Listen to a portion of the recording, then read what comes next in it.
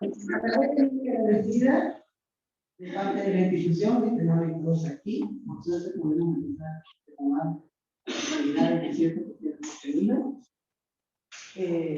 Hoy nos convoca un tema que es el trigo. Tenemos la suerte de tener a la ingeniera Ana Brach. No es poca cosa tener. Así que bueno, gracias por el esfuerzo. Junto con ella van a estar otros técnicos participando de las diferentes temáticas, como la ingeniera Alejandra Veda y el ingeniero Cristian Simón, ambos sobre la experimental de la feria de inteligencia. Bueno, Cristian, el ingeniero Jorge Paso, que es experimental de Santeña. La tenemos a Diana Gómez, ¿no es cierto?, que es docente de la UNAM. Es así nuestra presentación. Bueno, pero Sauer, también es investigadora que es experimental de la feria. Iba a estar presente el ingeniero Javier Leónida, no va a estar, nos interesaba que estuviera porque él trabaja con ambientes diferentes, que son los nuestros, con sus alumnos nuevos, no como nuestra región que todavía ya tenemos suelos muy chacateados, decimos, así que bueno, pero no, por razones de salud no puede estar hoy aquí con nosotros. Y también quiero agradecer a las empresas, ¿no es cierto?, que nos han ayudado para que esto se lleve adelante, como es el Manuel, Agroveterinario de Angelotti y Agroservicios Frontera. Realmente, siempre nos están colaborando para poder llevar adelante estas jornadas. Hoy, la metodología de trabajo va a ser otra. No va a ser la que estamos acostumbrados. Siempre estamos acostumbrados que llegamos, hay un expositor, habla, nosotros escuchamos, luego hacemos algunas preguntas. Hoy la metodología va a ser diferente. Primero, Ana va a hacer una pequeña introducción a todas aquellas herramientas generales que hacen que podamos hacer un buen manejo del tiempo. Mientras ella va hablando, la pueden interrumpir todo lo que ustedes escuchen.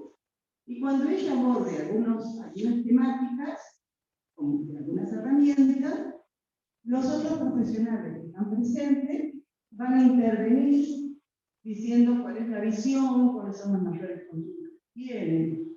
Y ustedes también pueden ir cortando y preguntando. Entonces la idea hoy es hacer un intercambio y tener en cuenta que ustedes se puedan responder a aquellas preguntas que se están haciendo sobre el cultivo, antes, durante y después en la cosecha del cultivo.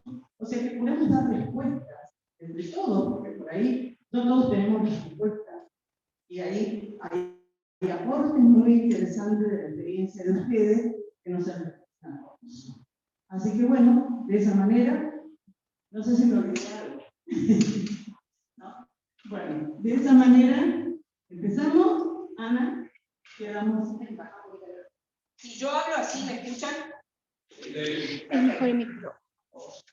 Bueno, buenos días. Es un gusto estar acá.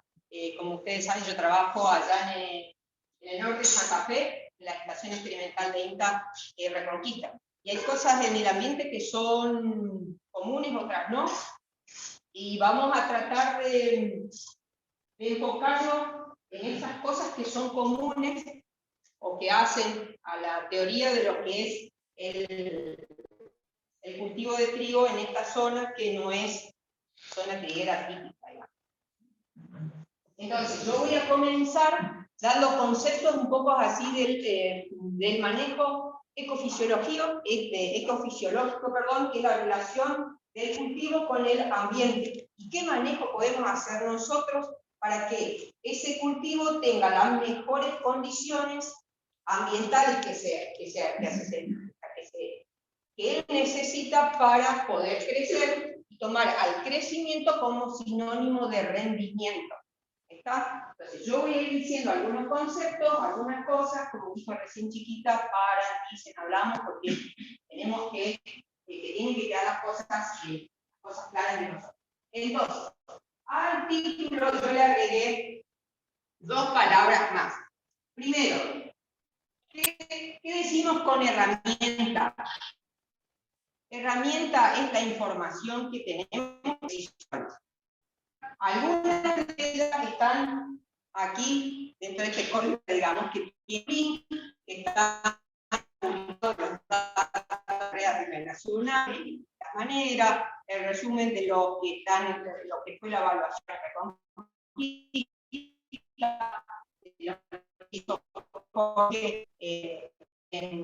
ahí lo llamamos palabras.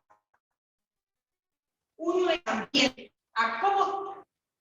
¿Cómo definimos el ambiente? El ambiente en realidad lo definimos como que está compuesto por 3 factores, que es el clima, el suelo y manejo, cómo nosotros manejamos eso para que haya mayor crecimiento, mayor rendimiento. ¿Está?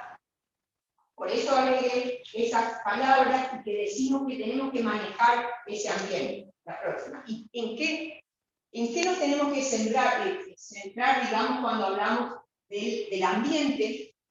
Que dije que es como sinónimo de permitir que el cultivo crezca más. Eso quiere decir que va a tener mayor rendimiento y el rendimiento se lo toma como un índice ambiental.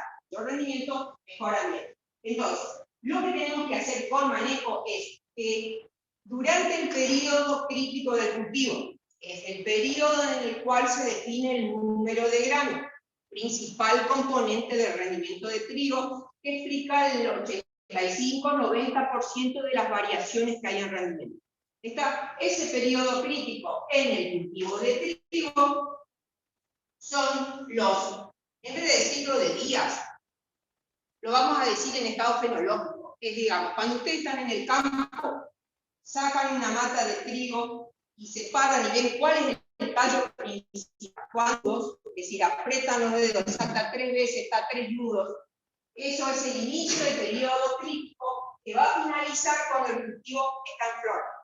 Es decir, todo factor que afecte el crecimiento durante ese periodo va a afectar rendimiento en mayor proporción que si ese factor restrictivo del crecimiento ocurre acá o ocurre durante el llenado de grano. Afecta. Todo lo que afecta al crecimiento va a afectar el rendimiento durante todo el periodo crítico. Pero básicamente hay que tener en cuenta ese periodo crítico. ¿Está? Entonces, ahora vamos viendo, digamos, lo que yo presento acá es fenología, que son los distintos estados en que va pasando el desarrollo, que va pasando el cultivo para nuestro norte. Digamos, tenemos la siembra, la emergencia, macollo, doble lomo, digamos, en esta etapa define el área foliar. Aproximadamente a los 45 días de sembrado se produce el cambio de vegetativo reproductivo. Después el estado de espiguilla terminal es aproximadamente a los 55 días, bueno, y después el inicio del periodo crítico del cultivo. Vamos a ver que también por qué impacta tanto el tema de temperatura en este caso. La siguiente. Entonces, ¿qué es lo que nosotros tenemos del ambiente? Cosas que no podemos manejar. El clima. Está las precipitaciones, la temperatura, eso varía de año a año, pero sí hay cosas que son manejables, digamos, al menos. Tipo de suelo, cómo está el perfil, hay agua, no hay agua, cuál es el estado de qué cantidad tiene, de acuerdo al genotipo que voy a sembrar, fecha de siembra, la densidad, en qué espaciamiento lo voy a hacer. Todo eso tiene una razón de ser, que es la de permitir el crecimiento del cultivo. ¿Está? Y entonces lo que decía Chiquita, si algunos tienen duda, digamos, y acá hablamos, por ejemplo, el cultivo antecesor, que es tan importante para mantener, es decir, para saber cuál fue el cultivo antecesor, cómo hicimos el manejo previo a la siembra, si hay agua o si no hay agua. Y estamos acá, que sí, en un momento, digamos, que estamos viendo lo del trigo, si no hay agua no se siembra. Es decir, porque también se comete el error de decir, bueno, tengo poca agua en el perfil, voy a manejar mi cultivo con menos tecnología, siembran sin fungicidas, siembran sin esto. Es decir, la culpa no es del trigo, en ese caso. Que demasiado bien se porta, digamos, porque está mostrando en realidad su plasticidad. porque la zona telera típica está bien al sur, digamos, y nosotros lo podemos sembrar igual acá. Y está mostrando de cómo es capaz de adaptarse a esta escasa oferta que tiene nuestro norte grande. Sí. Sí, perdón. Un pequeño aporte.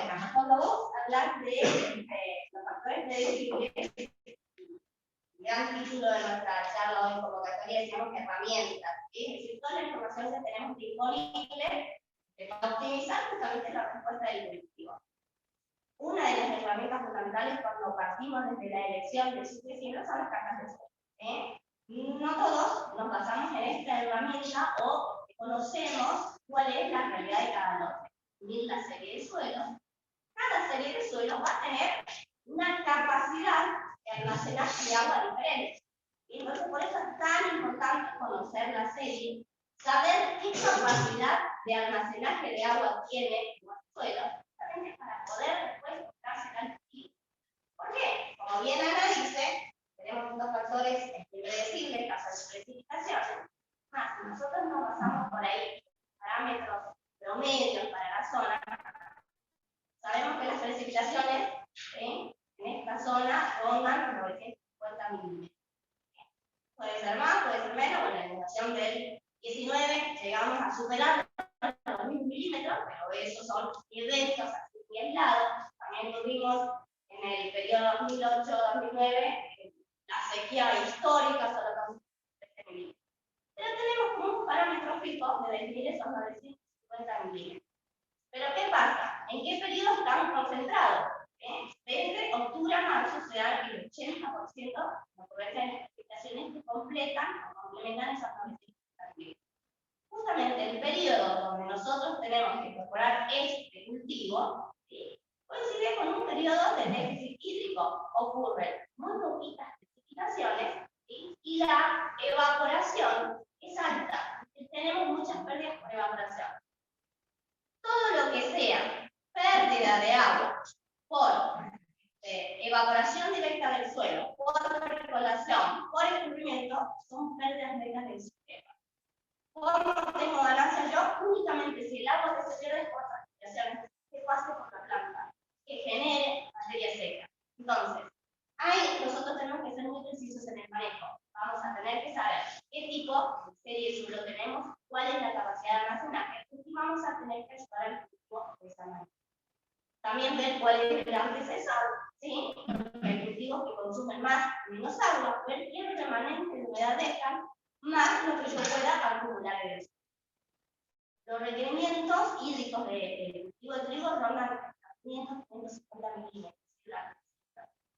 Pero si nosotros analizamos en base al promedio de precipitaciones, para los meses de mayo a noviembre solo tenemos una oferta de 333 milímetros nada más. ¿Sí? Es decir, que tenemos que asegurarnos que el suelo tenga la cantidad suficiente para darle también cierta autonomía al cultivo. Y aprovecho, porque conozco que los chicos allá, grupito, hacen estudios de NAPA, tienen instalados retímetros en su lote. ¿Qué les dice hoy? ¿En qué profundidad anda la NAPA? Un par de lotes de 1,5 metros hasta 3 metros y medio. Bien. Bueno, nosotros en la experimental también definimos 3 sitios de toma de datos, en lo que es la parte alta, media loma baja, porque en la parte baja, la NAPA por lo está a 70. ¿Sí? Es decir, subió un montón. Se sabe que la presencia de NAPA tiene influencia en los cultivos cuando están por arriba de los 4 metros. Entonces, con la lectura de los chicos, más estas lecturas que se pueden complementar con chicos que lista y algunas dependencias de ministerio también hacen este estudio, podemos ver que en el perfil tenemos asegurado en parte el agua que va a demandar el cultivo. ¿Sí? Entonces, y ese agua, si no la uso, la pierdo, porque si simplemente se evapora, ¿sí?, es agua que se pierde el sistema, no estoy transformando, no estoy generando nada. Lo que debemos buscar es transformar mediante la evapotranspiración un cultivo ese agua para que no sea una pérdida neta dentro del sistema. Entonces, es importante también ver el cultivo antecesor a la hora de decidir. Hacemos un muestreo de suelo, en lo posible ver hasta los 2 metros, ver qué cantidad de agua tenemos, recomendación es que apenas tengamos asentados 150 milímetros en el primer metro y medio del suelo, cosa de que no ocurren precipitaciones, complementemos con la escasa cubada en ese periodo. Bien. Siguiente. Para el rendimiento yo excluiría octubre-noviembre de tu serie. Claro, O sea, ya tenés que no- tener definido el rendimiento en esa. Bueno, ahí reducimos mucho más los milímetros. ¿Puedo hacer una pregunta? ¿Sí? Por ejemplo, si están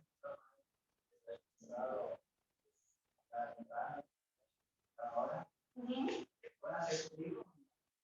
Se puede hacer, hay que medir, porque, a ver, tuvimos en el mes de marzo precipitaciones abundantes. Si bien el maíz también atravesó un periodo de estrés, lo que eran los meses de enero, febrero, pero en marzo hubo como un recupero. Tuvimos en la zona generalizado arriba de 100-150 milímetros. Entonces, lo óptimo es hacer un muestreo, ¿sí? Y evaluar y medir el contenido de humedad. La recomendación es esa, al menos tener 150 milímetros. Lo que puedo decir, lo entiendo. Acá en el negocio de la vida, o debería ser, podría. Depende, a ver, eso es la presencia de napa a esa altura, ¿sí? O sea, que la napa va a estar de alguna manera alimentando a ese perfil de suelo. Pero tienen que evaluar la humedad hacia arriba, porque tranquilamente podrían tener un excedente, superar incluso los 150 milímetros, porque vienen muy húmedos los perfiles.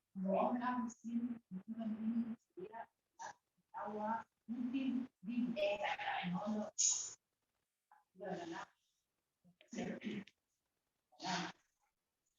Yo tengo una pregunta para vos. ¿Cuál es tu duda con respecto al antecesor, digamos, maíz? Porque en nuestra zona, el maíz de primera, que se hace muy poco, sería el mejor antecesor por el tiempo que queda, que transcurre hasta allá. Entonces, pero es por el tema de agua, digamos. Por eso te pregunto, ¿a dónde va apuntada tu pregunta? Porque puede ser por el tema nutricional, por el tema de enfermedades. Por eso que estaba preguntando por el tema del suelo. Claro, lo que tenés que tener en cuenta ahí, digamos, que vos tenés gramínea sobre gramínea, que requieren nitrógeno, las dos básicamente en mayor cantidad. Entonces vas a tener que pensar en hacer una buena fertilización en ese caso. Después, antes se decía, digamos, que no podías hacer 2 gramíneas consecutivas porque se transmitían las enfermedades, básicamente las necróticas. Pero bueno, ahora hay herramientas suficientes como para proteger la semilla, como para eso, entonces se lo puede hacer. Si en este año particularmente, si se cumple esa condición que dice que va a ser extremadamente frío, si la cantidad de rastrojo de que dejó el maíz es mucho, puede llegar a tener problemas el cultivo de trigo después, porque tenés mucho material muerto que no te va a amortiguar el frío, digamos. ¿Está? Eso sería. Pero de poder sí se podría, teniendo en cuenta esas cosas. También hay que tener en cuenta. Por eso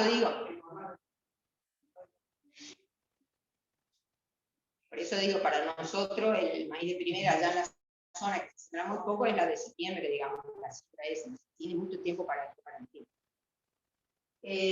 La siguiente es esa. Entonces, siguiendo un poco con esto de lo que es la teoría de la ecofisiología, que decimos que el cultivo tiene que crecer y que lo tomamos como sinónimo de rendimiento en forma potencial.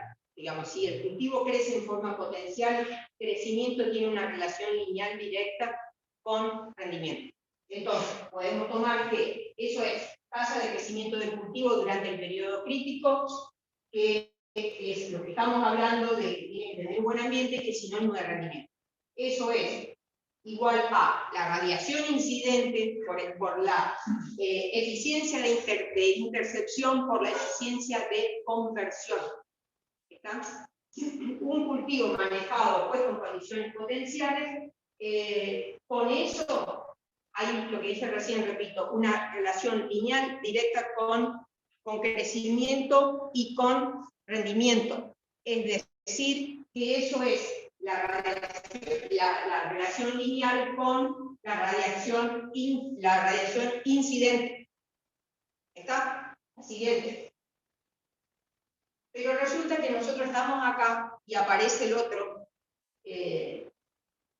factor también muy importante, que es la temperatura, y que va a ser demasiado ruido acá.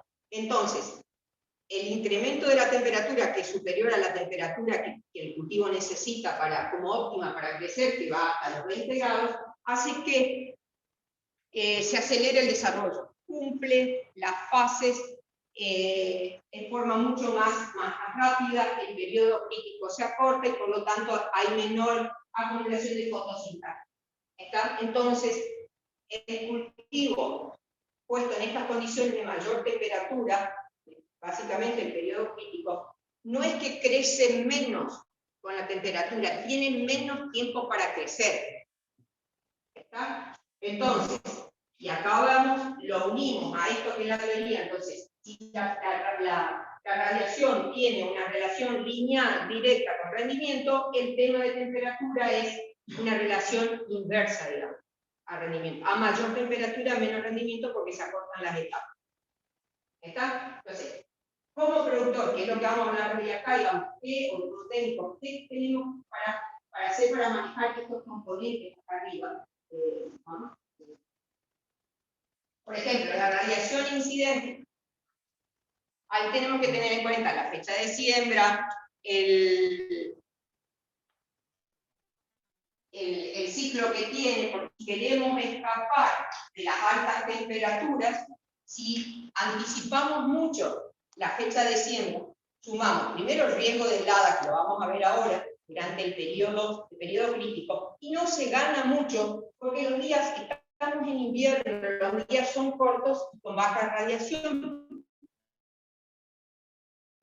¿Está? Así que, digamos, de querer escapar a la temperatura alta y anticipar fecha de siembra, no sería una ventaja.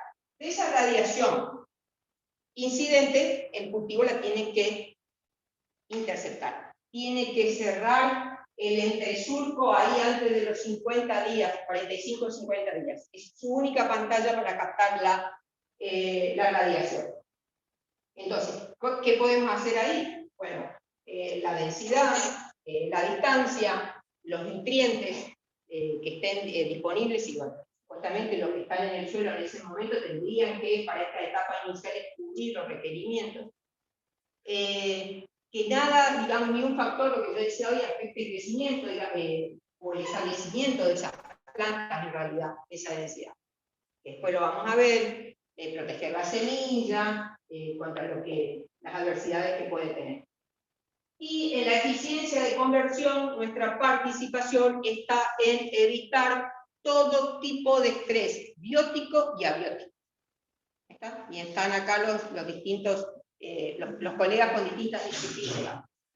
Es decir, las enfermedades, las malezas, los insectos, los déficits nutricionales, el tema de la temperatura. ¿Está? Entonces, ¿cómo definimos fecha de siembra? Bien.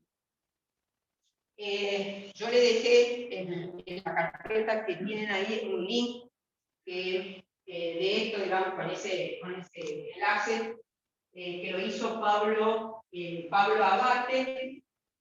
Si ustedes posicionan, digamos, el cursor en cualquier punto, le va a salir este tipo de información. Yo ahí tomé lo más cerca que tienen la Carnedo, es las greñas. En este caso, él menciona, de acuerdo a los datos de la estación meteorológica, la probabilidad de helada, y lo que suma es la probabilidad de daño que pueden ocasionar esas heladas. Y eso hay que tomarlo con pinzas, esa probabilidad de daño. ¿Por qué? Porque lo que le dije hoy va a depender de la intensidad, de la duración, del estado fenológico del cultivo, que si había humedad en el ambiente, que si no había humedad en el ambiente, la distribución de rastrojo o si había rastrojo en superficie. Entonces, no se queden con esa probabilidad de daño que hay que tomar un poquito entre comillas. ¿Verdad? Entonces, Y ahí sí podemos elegir, en base a esto, a la probabilidad de ocurrencia de la última helada para determinar la fecha de siembra. Nosotros asumimos, allá en el norte hace muchos años, tomamos la probabilidad de un 10% de que ocurra la última helada, digamos, la floración ocurra con un 10% de probabilidad de helada, que se dé la floración. Entonces, supongamos, cada 10 años hay uno que se pierde por helada, y tomamos esto, digamos, la fecha para que ocurra floración, que podría ser acá, entre el 31 de agosto y el 12 de septiembre. ¿Qué pasa si atrasamos la fecha de siembra? La próxima. Esto yo ya lo mostré, digamos, en otras oportunidades. Ese cajoncito, ese rectángulo, es lo que sería lo que comprende el periodo crítico, digamos, en una fecha óptima, que es cuando se abre la ventana, y cuando se va corriendo lo que es la fecha de siembra, cómo se va achicando lo que representa el periodo crítico, digamos, tiene menos tiempo para crecer la siguiente. Allá nosotros en el norte, es decir, por cada punto que se incremente la temperatura máxima media, se pierden aproximadamente 340 kilos, o la otra es que por cada día de atraso en fecha de siembra son aproximadamente 18 kilos que se pierden por hectárea. ¿Ahí está? Entonces, fíjense lo importante que es el tema de definir la fecha de siembra. O sea, te pega más el golpe de calor que el frío. Hay que evitar el golpe de calor, digamos. Lo que pasa es que, digamos, es la suma de cosas, digamos. Tenemos que tratar. Septiembre para nosotros allá tiene una media de 18, y octubre temperatura media de 20, digamos. Hay que tratar que floración se comience, digamos, ahí, ni bien se da esa restricción de la probabilidad de helada, como para que llenado de grano sea durante septiembre, y en octubre ya estás cosechando. Eso sería la fórmula. Y entonces, ¿por qué también es importante que se coseche en octubre? Porque ya en noviembre, en octubre empiezan un poquito de lluvias, pero en noviembre mucho más. Entonces perdemos oportunidad de cosecha, se pierde calidad de grano en planta, bueno, y después va soja, pero bueno, es eso, digamos. Yo sé que parece como muy matemático y todo eso, pero no tenemos 30 días para sembrar trigo. Tenemos 10, 15 días para sembrar y nada más. Si hablamos de un rango de fecha, ¿de qué fecha tiene que ser para ser más óptimo cuanto a los datos?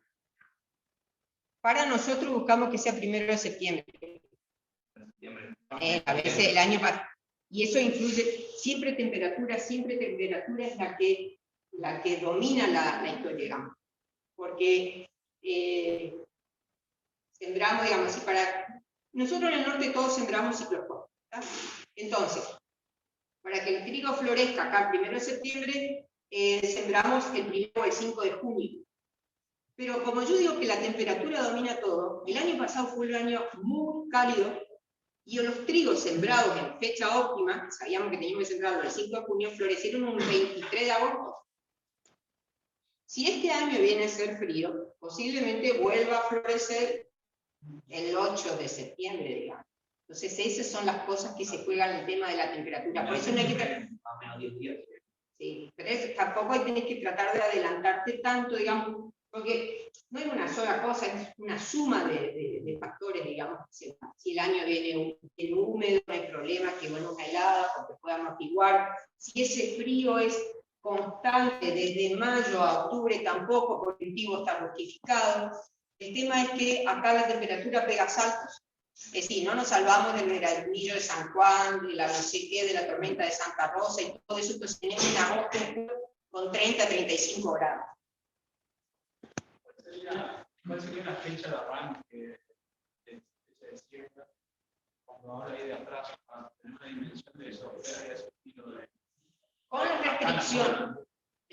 ¿Cuál sería el rango de fecha, digamos, para tener con la restricción, ¿de acuerdo al ciclo? Sí.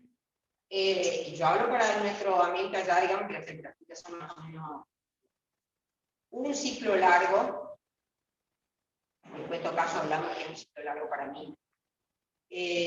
Un ciclo largo desde el 10 de mayo hasta el 20, 25. Un ciclo intermedio del 25 de mayo al 5 de junio. Un ciclo corto a partir del 1 de junio. Nosotros hacemos, digamos, yo trabajo, es un ciclo de evaluación de la red a nivel nacional. Es un protocolo, hay que hacer la fecha. Y nos piden los ciclos intermedios cortos. El 10 de mayo, yo conociendo nuestra cosa, lo anticipo al 5, la fecha, o un poquito antes. Y la última, el 30 de junio, pero eso ya te va llenado, que florece el 20, 22 de septiembre, y no sé quién. Respecto al tema del inicio de la tesis de ficción, y nosotros más o menos nos claro, estamos más, empieza a partir del 20 de agosto. Para los que son intermedios cortos, unos 10 días después, casi de septiembre vamos a tener, y lo que es ciclos cortos, lo cerramos en junio, me indica que la tesis está más o menos alrededor de 4 y 10 de septiembre. Nosotros, la campaña anterior, que los resultados están, ahí ustedes van a dar cuenta, y un poco explica lo que decían. Nosotros tuvimos unos rendimientos bastante importantes porque en septiembre y las temperaturas estuvieron alrededor de los 30 grados. Luego eso no para Hay veces que no llegamos a junio, por lo menos de la zona también, y de cobertura, no llegamos con humedad en la siempre para ciclos cortos entre la junio. Y lo otro que vemos también acá en la zona son los sopletes de viento norte que nos cae ahí en septiembre. Por eso te digo, la Santa Rosa, el no sé qué, todo eso no lo salvamos. Yo no estoy diciendo que siembren los ciclos cortos acá, yo te digo, nosotros allá el 98% más de ciclos. ¿Y por qué no se siembra más intermedios? Porque hay muy pocos en el mercado. Muy pocos ciclos intermedios. Y digamos, un ciclo corto es para mí, desde el momento que lo sembraste a que florecen pasan menos de 95 días. Un ciclo intermedio entre 95 y 105 días. Y un ciclo largo, más de 105 días. Cuando la fecha cumple con esa restricción de que florezca el 1 de septiembre. ¿Está? Nosotros, digamos, hacemos fenológicos, digamos. Sembramos cada 15 días y tomamos ese momento que llamamos inicio de espigación. Ustedes lo van a ver por ahí. Y el inicio de espigación. Ese estado es cuando el 50% de la espiga está afuera en el 50% de los tallos. Floración es posterior, que es cuando se ve una entera afuera en al menos el 50% de las cosas. Yo lo tomo como sinónimo de floración con el ambiente que tenemos. ¿Por qué? Porque nosotros podemos ver el 50% de la espiga emergida y vamos los 2 días y ya están todos con la entera afuera. Entonces, estamos queriendo definir esto de fecha de floración, ya eso nos sirve, digamos. Si ustedes miran dentro, en los datos del INASE, digamos, en las evaluaciones que se hacen en los distintos sitios del país, tienen hasta 7 o 10 días entre inicio de espigación y floración. Eso a nosotros no nos ocurre, porque la temperatura nos viene galgueando. ¿Está? Es práctica, es darle practicidad nomás a la cosa. ¿Su valor de temperatura es de Villa La Peña? No, me parece que es el metro, chicos. Nosotros tenemos 18 de. Acá debe ser más. Esa Peña sí. Wow. Claro. ¿Podríamos repetir la fecha de cifra para tipo de ciclo? Los ciclos largos, del 10 de mayo al 20, 25, digamos. Los ciclos intermedios, 20, 25 de mayo, 5 de junio, y los ciclos cortos ahí en junio. Eso para nuestra zona. ¿Por qué? Porque si usted puede pasar, digamos, yo los datos de fenología yo se los puedo pasar, no tengo problema. ¿Qué es lo que puede llegar? ¿Por qué puede llegar a ser diferente acá? Por el tema de temperatura, porque estamos diciendo que fenología o desarrollo depende de temperatura. O sea, puede ser que aquí se anticipe.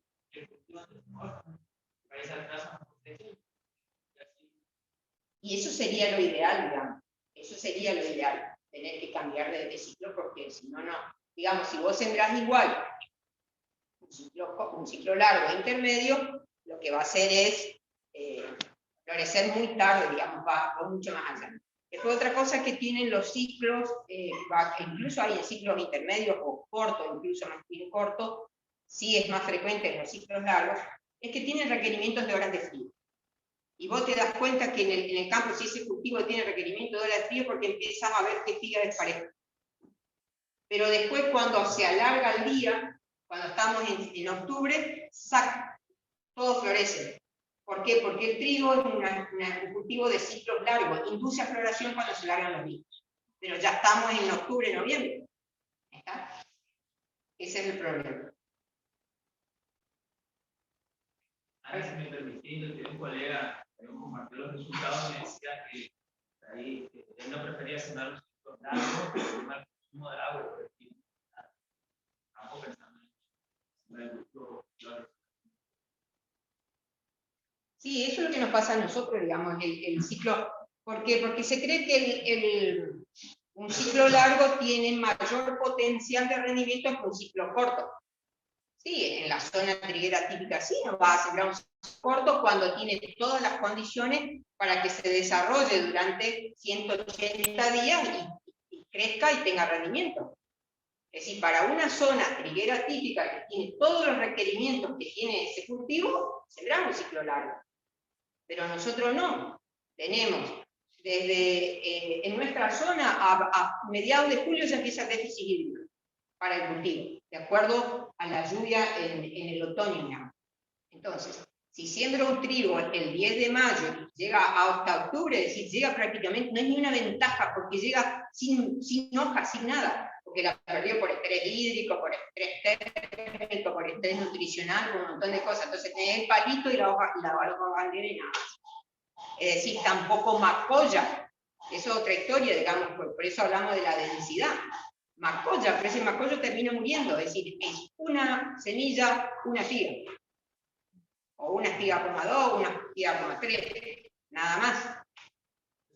¿Puedo pensar que se llama la hoja, ejemplo, soja que le va a hacer un ciclo corto cuando vamos a sembrar un perfil de humedad? Y no hay que sembrar. Por eso digo, por ahí tenemos que dar un ciclo largo.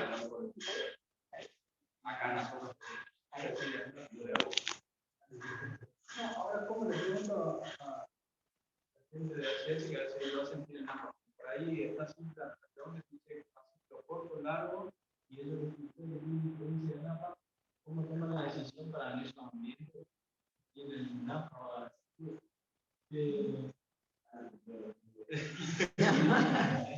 tiro acá, es un campo conversatorio, así que. Por esencia de NAPA trabaja sola, pero no tenemos el ambiente para que desarrollen su máximo potencial de grupo largo.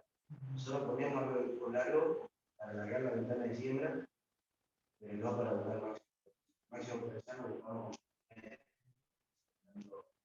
después del 24 de mayo. Y lo vimos el año pasado en el campo, digamos, que tenían el Minerva. Digamos, vos ves una espiga muy grande, muy larga, y todas las espiguillas abajo no llenaron, digamos, no terminaron, digamos, y al lado tenemos un intermedio que tiene una fertilidad de espiga fantástica. Y ahora, bueno, digo, ¿por qué a veces vemos eso y después voy, digamos, al tema de raíces? ¿Por qué vemos, bueno, acá está en el costo? Vamos al cultivo cuando ya está, digamos, cuando está llenado de grano y todo eso, vemos que la espiga en realidad tiene espiguillas, que son los cuerpitos abajo, pero solo algunas lleva abajo, la mayoría lleva, y las de abajo sobre todo no lleva grano. Entonces, es que aquí A los 55 días de haberlo sembrado al cultivo, a los 55 días de haberlo sembrado al cultivo, se definió el número potencial de espiguillas que va a tener ese trigo. ¿Está? Entonces, en ese momento, 55 días, todavía debe tener, digamos, arranca bien con la forma con nutrientes, puede tener agua y todo eso, y si yo me la banco, y hace 20 o 22 espiguillas. Pero después va a estar cubriendo el ciclo del cultivo y empiezan a caer las pálidas, y llega en este momento acá, que es crucial, no alcanza a producir la cantidad de fotosintasa que decíamos, y ella es la que está además, la espiga esta que se está desarrollando, la que demanda, dice yo necesito, y empiezan a morir los pastores, empiezan todo, porque todos se sacrifican por ella, pero resulta que hay algo, digamos, que hace que lo que se produce la planta no alcance para todos, y entonces solo fija algunos granos en las espiguillas y no todos. ¿Está? Por eso la diferencia a veces, que es lo que veíamos en el Klein el año pasado, que se nota que vino muy bien, desarrolló una cantidad de, diferenció en realidad una cantidad de espiguillas que después no llegó, o quedó sin hoja, o la temperatura dijo hasta acá llegó, mientras que el que estaba al lado sí pudo capitalizar. Eso también es, digamos, la adaptación que tienen las distintas variedades, ¿no? Por eso algunas acá más y otras menos. Ya te voy, porque no me quería que se me pase los de raíces, porque el otro día también con los técnicos me preguntaron si en realidad el ciclo corto desarrolla menos raíces que el ciclo largo. No, digamos, biológicamente, o decir, no es que un ciclo largo tiene mayor potencial para... Es la temperatura la que va a estar diciendo hasta cuándo va a crecer o no va a crecer. Es impresionante la diferencia que hay, digamos, cuando el clima viene así como fresco ahora, el cultivo no se acelera y lo vemos, parece que va quedando chiquito, pero va hacia abajo. Y eso es lo que nosotros no alcanzamos a ver, digamos, porque no solemos abrir el perfil del suelo. Nosotros sí hicimos una vez un trabajo ahí con un colega de Interreconquista, y que se abrió el perfil en uno bien fertilizado, en el otro no fertilizado, hasta los 60 centímetros, y bueno, se midió la biomasa de raíces, era un ciclo intermedio, 500 kilos de materia seca por hectárea de raíces. Y eso es importante porque el trigo, en realidad, es importante en el sistema de producción. No solo con cultivo de renta, tenemos que hacer algo para ganar. Bueno, también hay que ver la importancia que tiene en el sistema. Por eso creo que insistimos con el trigo acá en esta zona. Sí, Jorge. No, con respecto a los ciclos, por ahí, ahora sí, igual por los resultados de esa peña, los ciclos largos, y vieron por encima de los cortos, en verdad, yo estaban en el segundo lugar. Bueno, para, en todo caso, para hablar de materiales, estamos en la red un poco para... ¿Cómo habías pedido la palabra? Perdón, Emanuel.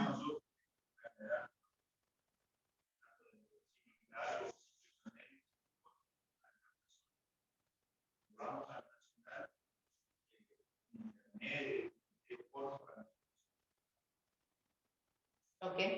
Los intermedios cortos. Sí. Es totalmente diferente la fenología, por eso yo, uno de los primeros links que puse, es lo que lo lleva al INASE, que ahí se publica todo, digamos, los datos que se producen en la red, que se hacen todo, en toda la... Vale la pena entrar y mirar lo que son los rendimientos, no los rendimientos, sino la fenología que se produce en esos otros lugares y todo eso, digamos, incluso el comportamiento sanitario, que además hay otro tipo de información, hay que juzgar un poco para tener un poco más amplio el panorama.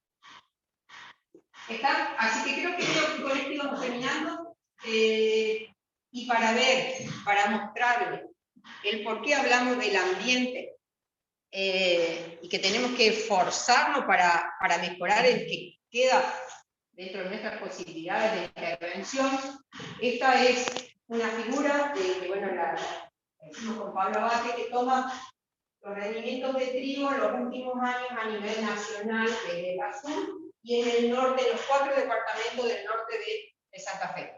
Fíjense, básicamente en los últimos años, a nivel nacional, la tasa de incremento en el rendimiento estuvo en 46 kilos hectárea y nosotros no llegamos a 20. ¿Entendés? Es el peso del ambiente. Hay que esforzarse mucho para lograr un poquito más. Digamos, y es lo que yo digo, que nuestra intervención es casi quirúrgica, porque tenemos muy poco tiempo para decir intervenimos, digamos. No tenemos que demorarnos en la toma de decisiones, porque ya nos llega la Santa Rosa.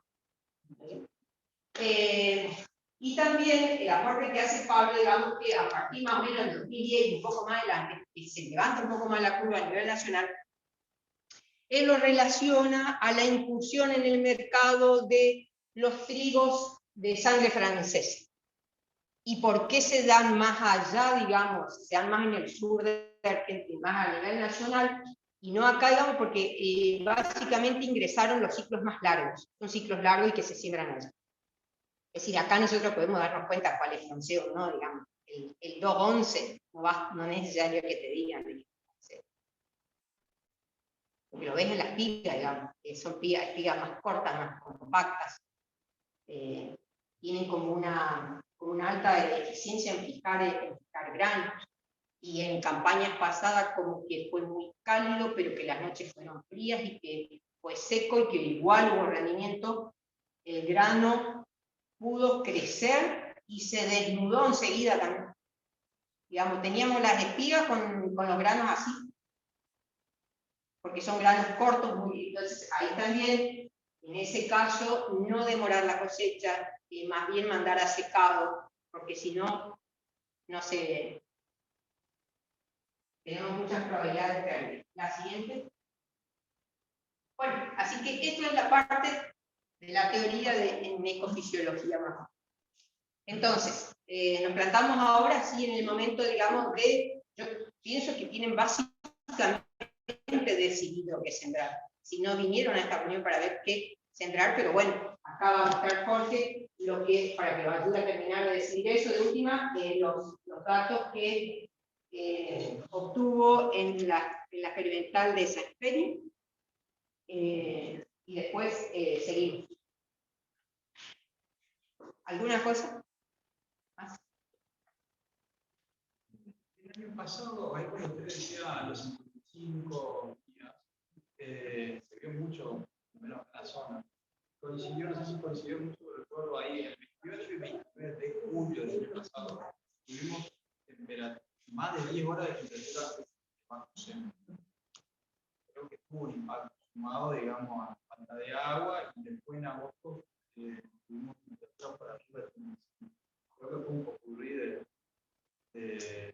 Sí, normalmente en ese estado fenológico en los primeros puede soportar temperatura bajo cero de 7, 8, 10 grados, digamos.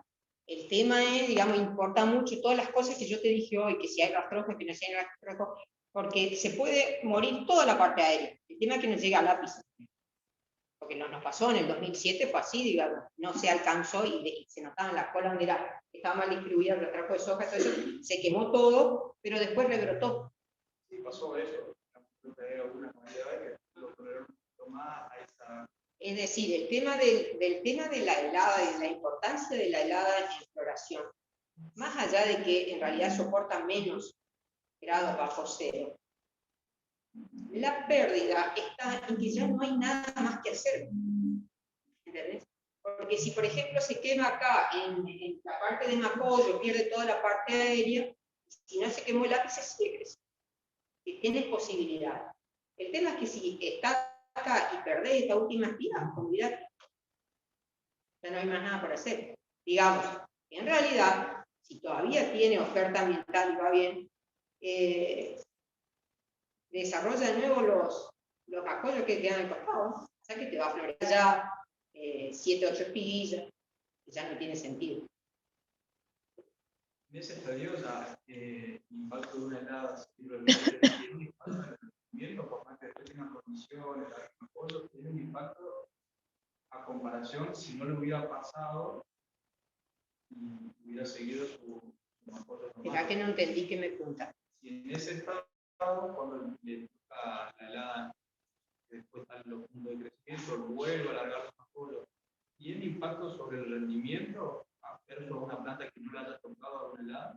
y en el sentido que perdió pantalla, digamos, perdió hoja, que es lo que le ayuda a... Pero la genología no, sigue, porque ya venía cosas, digamos. El tema es que pierde lo que va a captar radiación, digamos. Con respecto a la helada para Saspeña, la campaña 2020 nosotros tuvimos mucha frecuencia, tuvo un impacto temprano con el estado de pasto, y sobre todo en comenzó la irrigación, que más o menos la fecha que yo le he comentado recién, arranca en el pico de agosto, pero de septiembre, hubo disminuciones de rendimiento importantes, y así como comentario general con el traje para mostrar esos resultados, los rendimientos anduvieron entre 200 y 1000 kilos. Y hay cultivares, eso sí al final, si por ahí alguien le interesa, lo muestro porque habíamos hecho una pequeña evaluación. Lo hicimos para todos los materiales, bastante lo de la red, pero sí para lo de los ciclos, digamos, más largos. Hicimos una escala de evaluación de datos para que tengan una idea de cuánto lo afecta o no y cuáles no tuvieron influencia en el rendimiento. Perdón un ratito. Sí. Lo de fecha de siembra yo mostré acá de las leñas, estaba más cerca, pero si ustedes se van a ese mapa y ponen Sáenz Peña se corre mucho más allá la fecha de floración. Yo no sé por qué, digamos, si es más seco, que me llamó la atención porque pensé que estaría más girando para el este, pero se tiene que atrasar floraciones ya en aquella zona, viendo esos datos. Les presento porque por ahí está. ¿Sí? Me acerco para que no te fuerce la voz. No.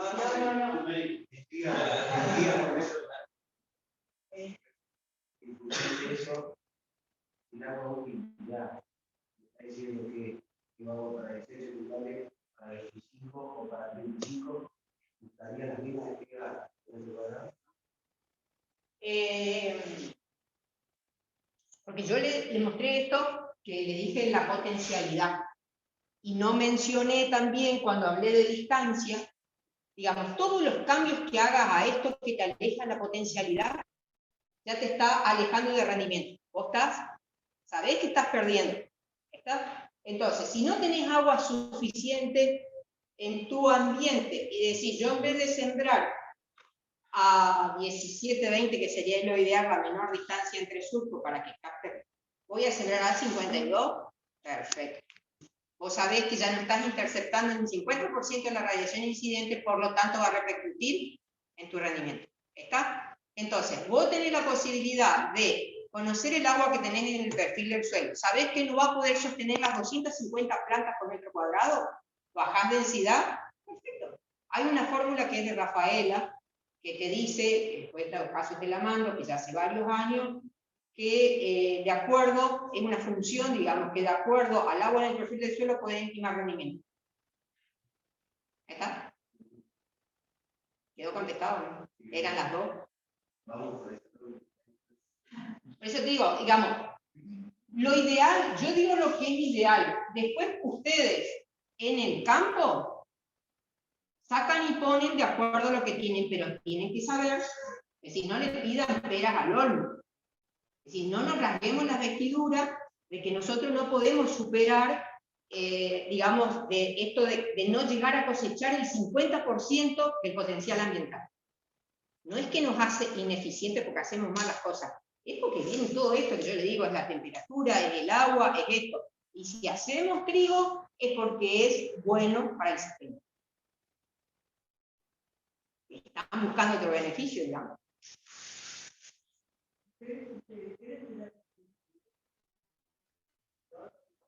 No escuché. ¿Qué densidad de Estamos 250, pero este año vamos con políticas, estamos moviendo por el ambiente, y tenemos análisis del agua, y ya sabemos que hay ambientes que van a rendir 15 quintales, ambientes que van a rendir 22, y ambientes que van a rendir 6. Entonces, vamos con la lógica de jugar un poco. Claro, eso es agricultura por ambiente.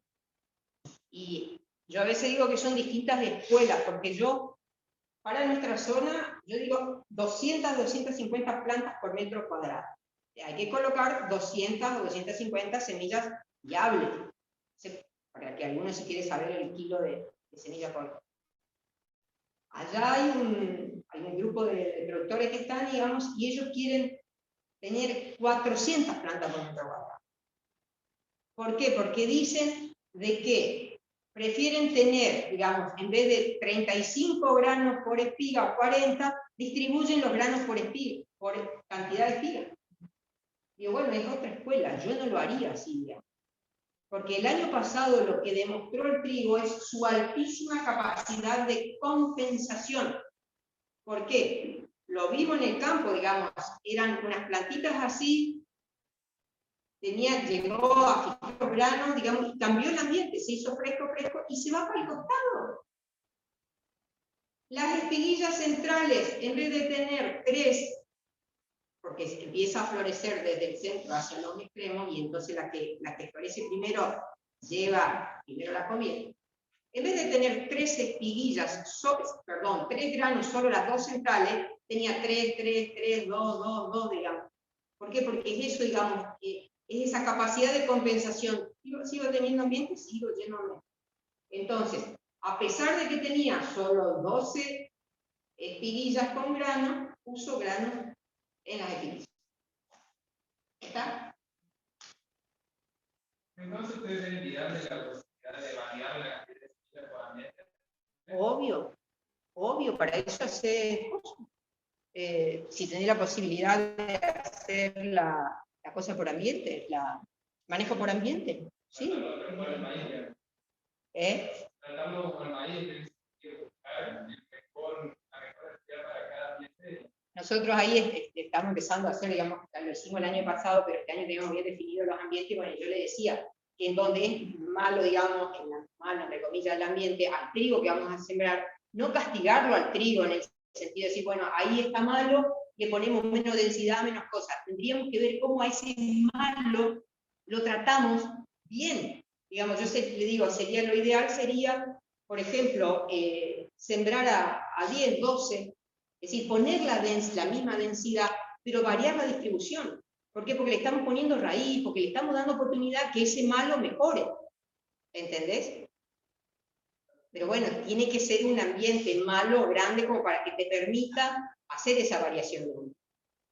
O ver qué es lo que le podés hacer. En nuestro caso, como son superficies más chicas, qué sé yo, al tratar de empezar con algunas enmiendas, con algunas cosas como para decirle, bueno, sos malo, pero te damos la oportunidad.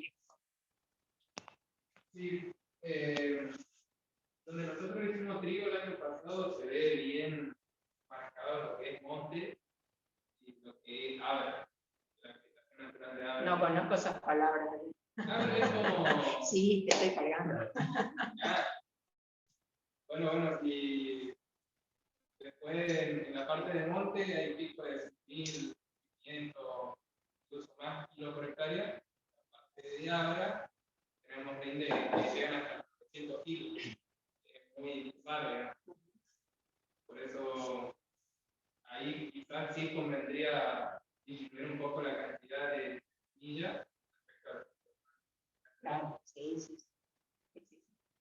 Sí, pero por eso te digo, yo decía, bueno, discutíamos con mi compañero, digamos, bueno, es malo, pero ¿qué podemos hacer para que en el tiempo deje de ser tan malo?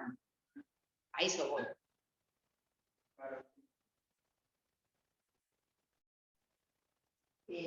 Perdón, no. Bueno, como decía por ahí, algunos que no conocen, yo soy Jorge Paz y soy encargado de la red de trigo de Salteña a partir de 2020.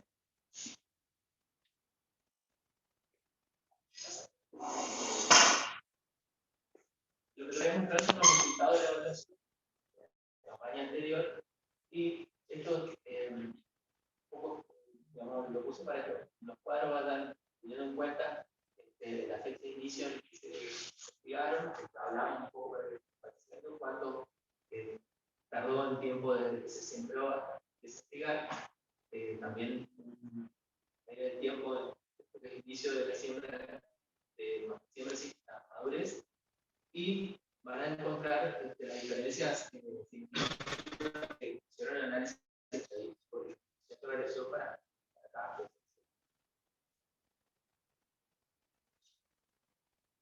un poco Ana ya estuvo comentando, pero como verán, la campaña anterior tuvimos una buena acumulación de agua durante marzo y abril, entonces permitió sembrar en mayo más presentaciones, inclusive los ciclos más cortos que junio.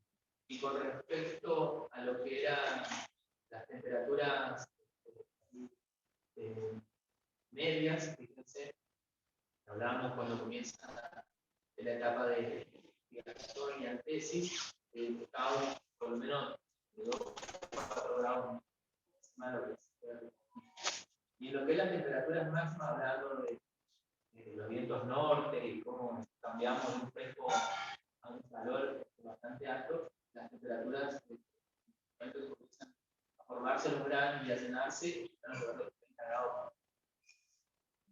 Por ahí, Mario, para las leñas, contame si coincido, son mejor debajo.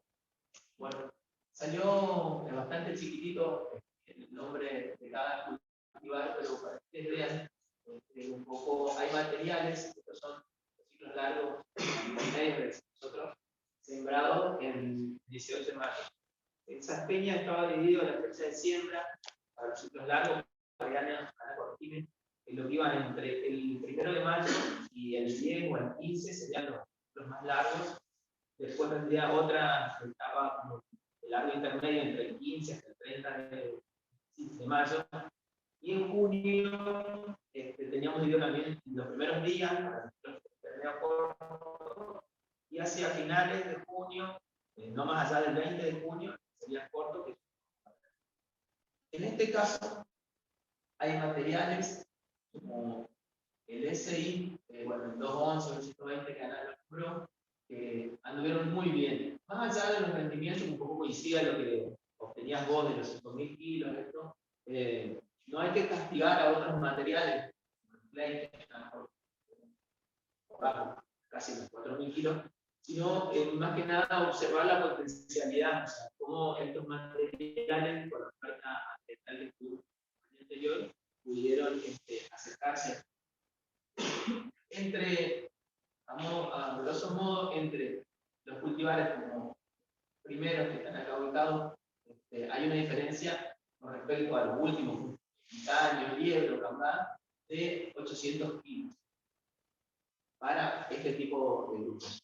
Y yo ya lo había comentado para que tengan una idea cuándo comenzaron para cada material, la fecha, yo les decía, desde finales de agosto, a partir del 20, en este caso el 26%, y comienza la etapa del inicio de espigazón. Hacia algunos materiales, fíjense, se extienden hasta los primeros días de septiembre.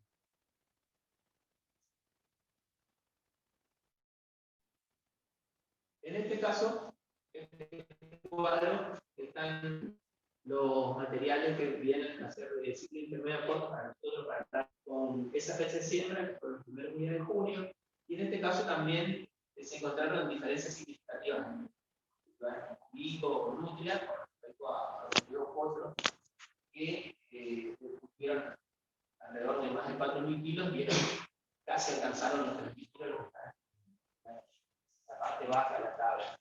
Si ustedes recuerdan los promedios, los ciclos largos, hoy les comentaba que tuvieron una potencialidad de rendimiento más alta del ciclo intermedio a corto, que alguien comentaba que serían los que mejor andarían para esta zona y la zona de la. No sé, Mario, vos que tenés experiencia, si coincide un poco la información.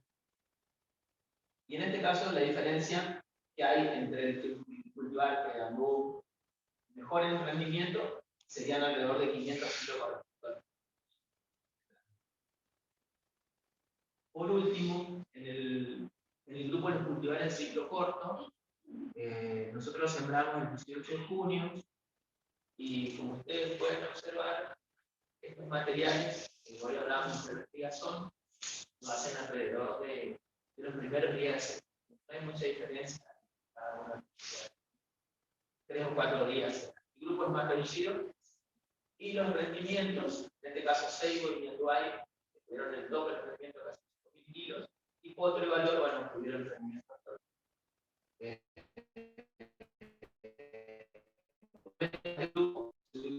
El grupo corto y el grupo anterior de los intermedios cortos, siendo, o sea, un poco cuento a lo que está hoy que esta zona estaría por ese grupo de materiales. La diferencia de rendimiento entre el mejor se posicionó y el resto fue alrededor de los casi 400. Este es un cuadrito resumen un poco para Ana lo había comentado, en la cantidad de días entre siembra y investigación, el más largo, bueno, lo corto, obvio que ocurra. Fíjense que los días en que comienza la investigación y la madurez son bastante similares y las condiciones ambientales han expuesto, las que estuvieron expuestas en la campaña anterior con respecto a temperatura. Si recuerdan en el cuadro, nosotros tuvimos unas presentaciones de 45 milímetros en septiembre que hizo que el Senado estuviera bastante bien. En cuanto a lo que hablábamos al principio sobre pensando en el cultivo posterior al trigo, en la producción, fíjense casi 150 días para el largo versus corto, se reduce casi 20 de días. Y esto, bueno, es un promedio de rendimiento para cada grupo, y pueden ver que, ya lo habíamos comentado, que el intermedio obtuvieron mejor rendimiento que los intermedios cortos y los cortos. Jorge, Ahí ahí sería madurez fisiológica, no madurez de... sí, perdón, perdón. O sea que a eso le tiene que sumar más o menos 15 días más, de acuerdo a la condición ambiental. Sí, la cosecha para nosotros arrancó más o menos los días de octubre, el 6 de octubre, hasta finales de 27 de octubre, de como se estaba los últimos materiales.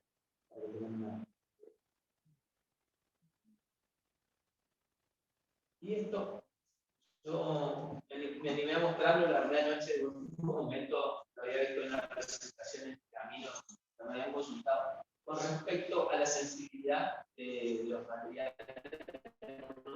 con respecto a la edad. Acá en la escala ven que, bueno, los números más altos son los cultivares. El daño en la helada es mucho más severo versus otros materiales como Cambao o S620, en los cuales no encontramos, según la escala que tomamos de Marco Polo, que es lo posible que tiene una escala para medir el daño por helada, en el cual, en esta campaña en particular, las heladas comenzaron bastante temprano, a partir de junio ya teníamos temperaturas bajo cero, pero donde mayor impacto tuvo, y estos resultados corresponden por ahí un poquito más hacia esta zona cerca de las leñas, estos era un ensayo que habíamos visto en Campo Largo, en la zona del Oro Blanco, para que se ubiquen. Esto tenía fecha de siembra, si no recuerdo mal, si no es 25, fue 28 de mayo.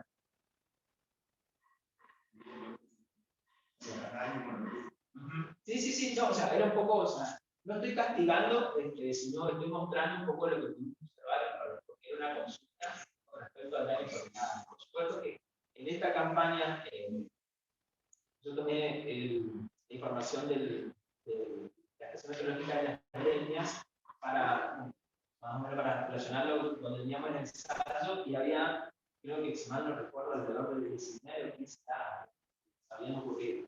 Y esa peña, como yo les comenté, los ensayos, al ser más seco el ambiente, tuvimos un rendimiento entre 200 y 1080 kilos, creo que jamás había rendido, y también las heladas se hicieron más fuertes en la etapa de expiración, más avanzado.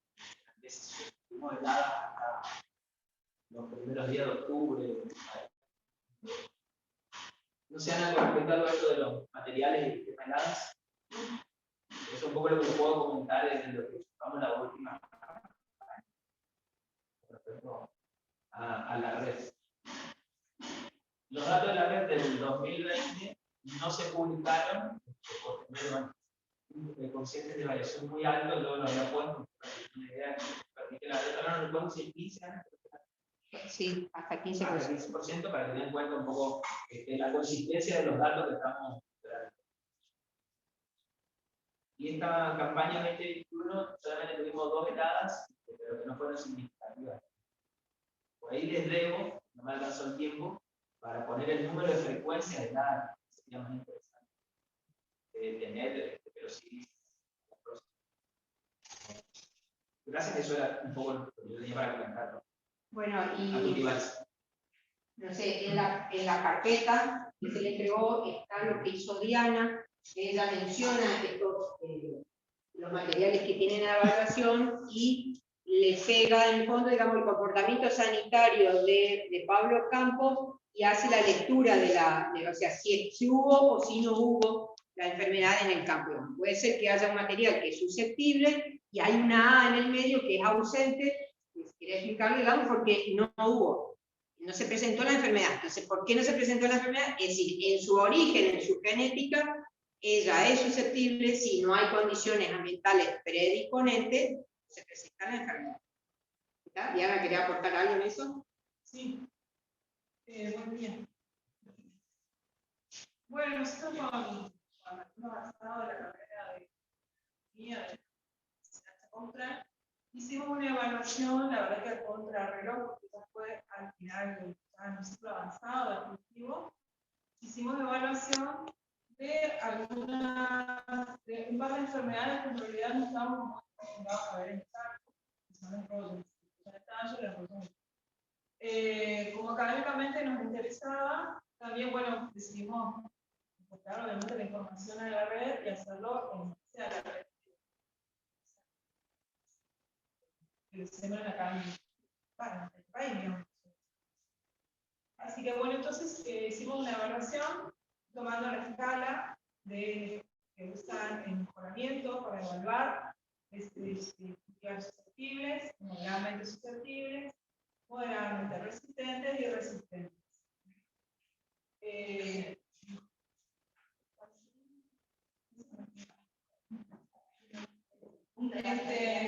Bueno, entonces al cuadrito del Neopaz la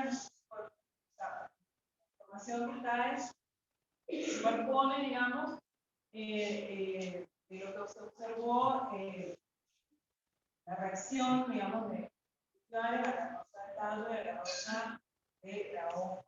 Y son las dos únicas rosas. No sé si saben que hay más rosas en la zona triguera, rosa amarilla, pero no, son las dos únicas rosas. Bueno, no sé si conocen las diferencias. Cuéntenme ustedes, yo no soy experta en trigo, pero no sé si están acostumbrados a ver otras personas. No le gusta, pero se acostumbran a ver. Sí. ¿Sí? El año pasado pudimos Claro, bueno, por eso. Pero anteriormente al año pasado, ¿no? y lo teníamos. Sí, de hecho que, bueno, que la vi, digamos, hay roya de tallo, hay roya amarilla.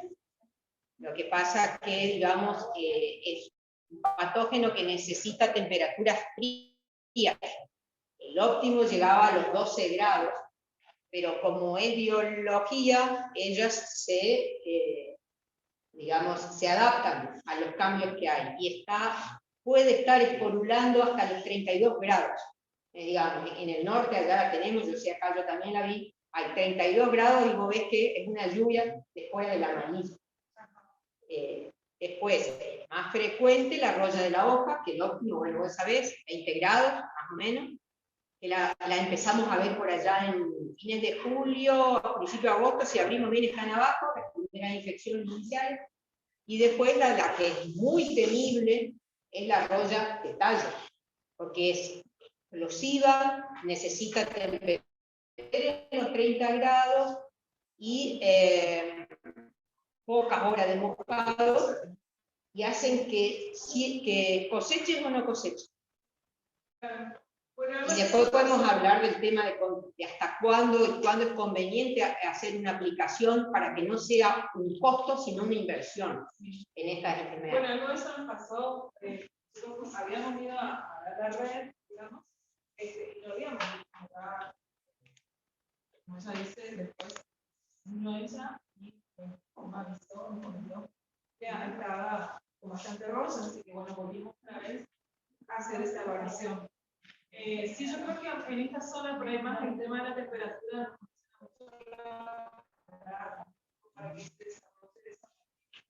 a pesar de que el año pasado, Pero necesita horas de rocío, ¿viste? No claro, necesita agua libre. sí, no hace falta una lluvia, sino que con agua no se suficiente, no es suficiente. Para todos nosotros, estamos más coordinados la región.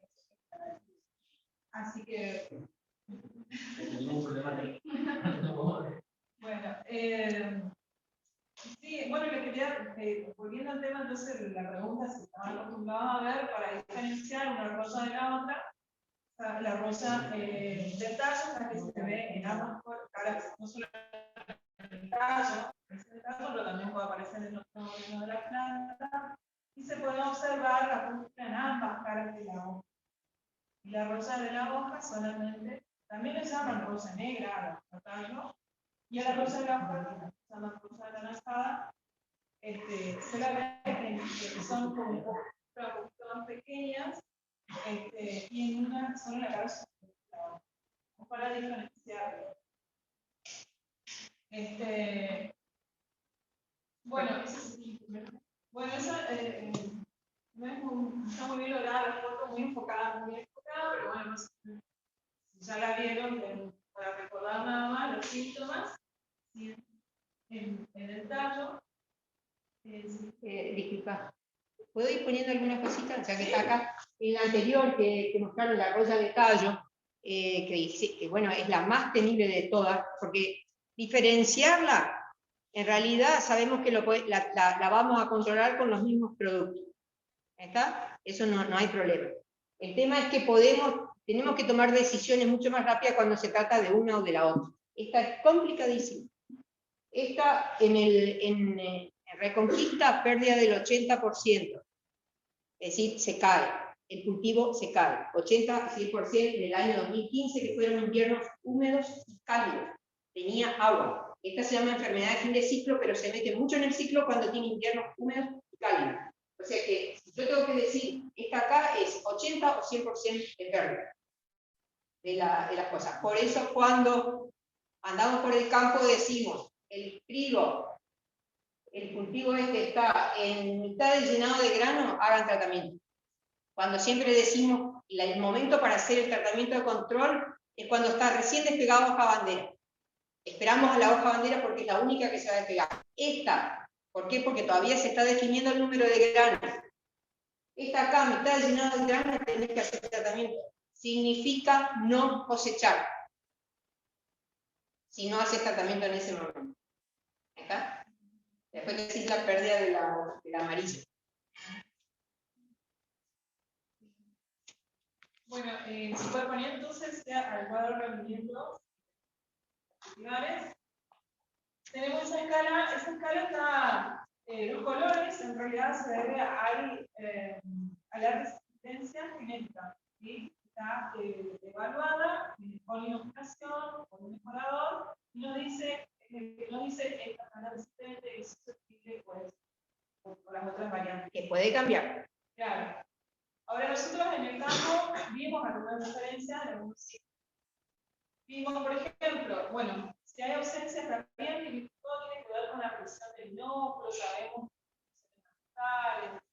que esté o no presente. Entonces, con el tema de la ausencia no habría problemas, y es resistente porque seguramente la presión del inóculo no es suficiente para estar. Ahora, en el caso donde vemos la P en color verde es resistente, pero hubo presencia.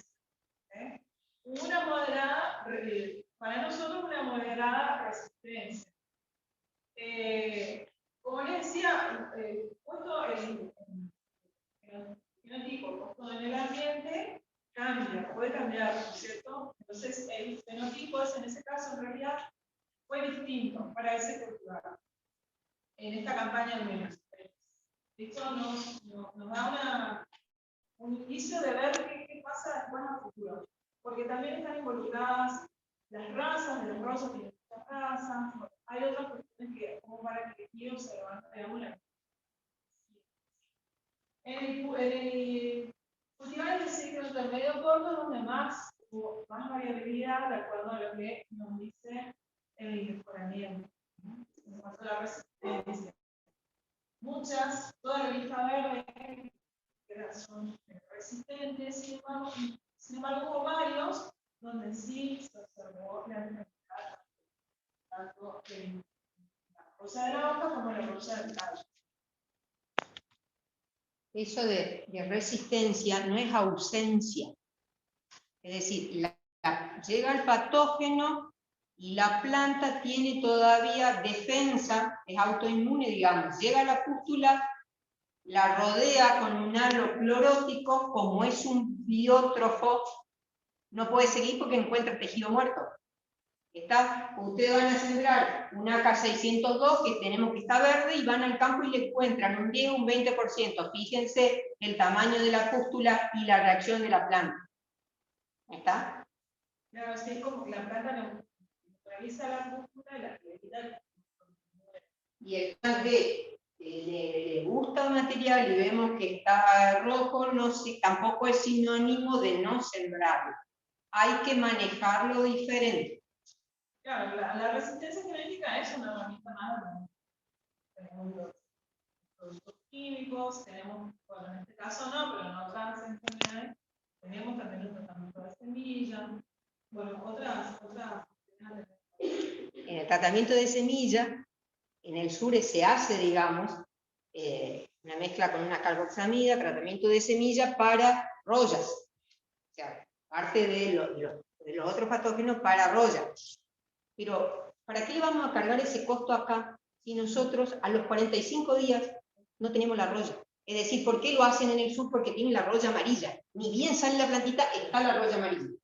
Entonces, no tiene sentido sumar un costo más, digamos, para tratar de demorar un poquito la roya cuando nosotros no tenemos ambiente. ¿Me entienden? Bueno, en el ciclo corto también hubo también alguna variabilidad en la presencia en algunos materiales que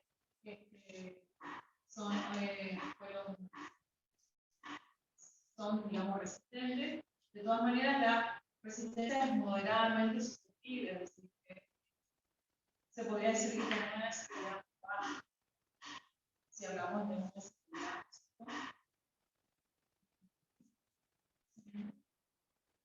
Bueno,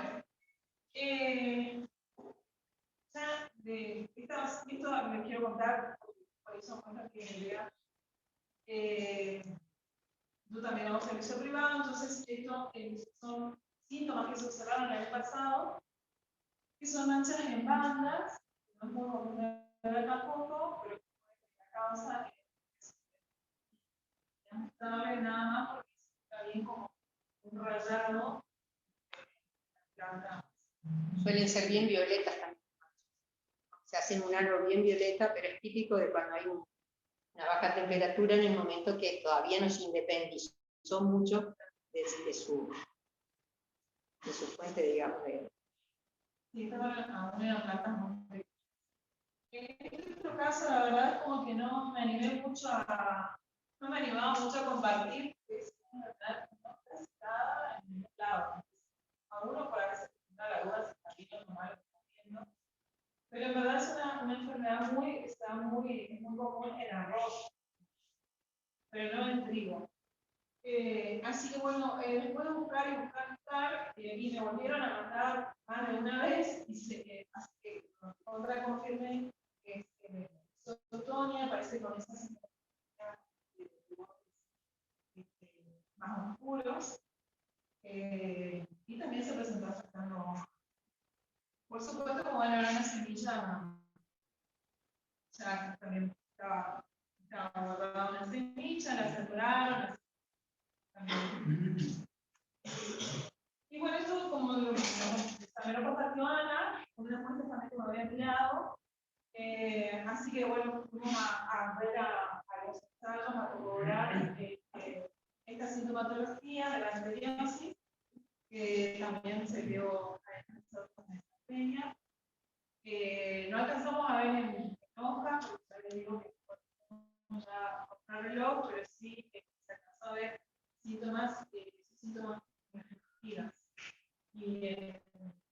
sí, las espinillas. Sí, uno asocia la bacteriosis, porque como es un patógeno que, digamos, que necesita una puerta de entrada, se habla de que tiene que ser un ambiente muy húmedo, agua libre en el ambiente, todo eso, se presentan igual. Digamos, el año pasado fue coincidente con la helada, con el frío, se agarra el tejido y se lo ve. Puede afectar parte de la espiguilla, pero también en las hojas se llegó a ver el sudado y todo eso. No se puede hacer nada, simplemente cultura general.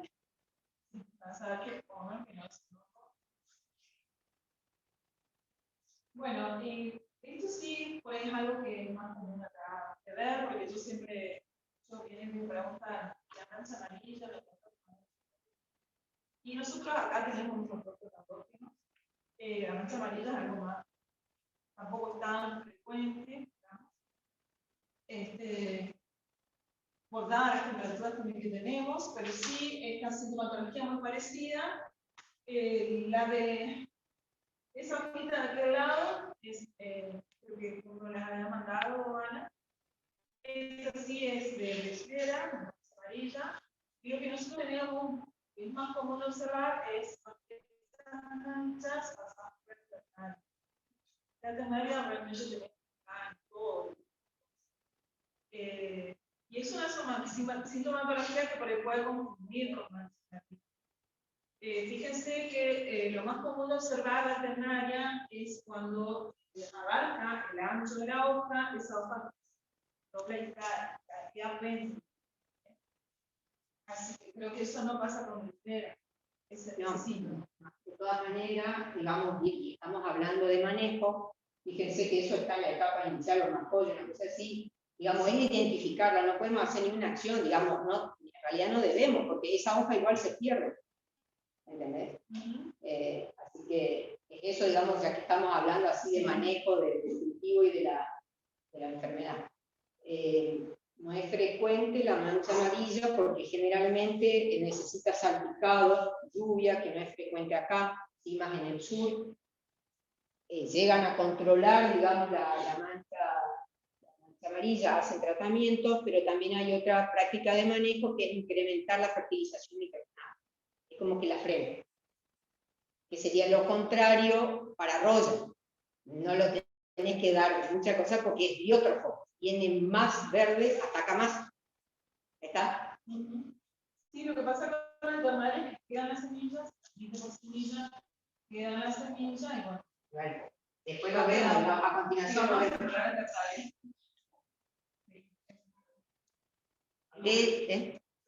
Algo que no mencionó Diana, por eso olvidó.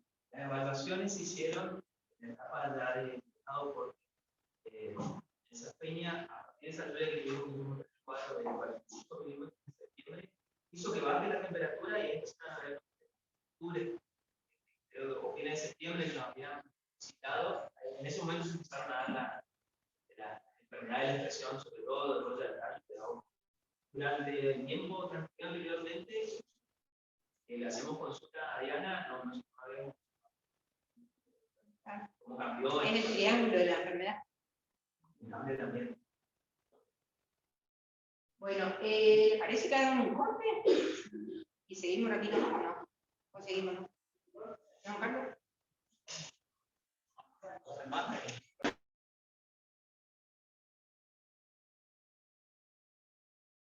Tenemos media hora más.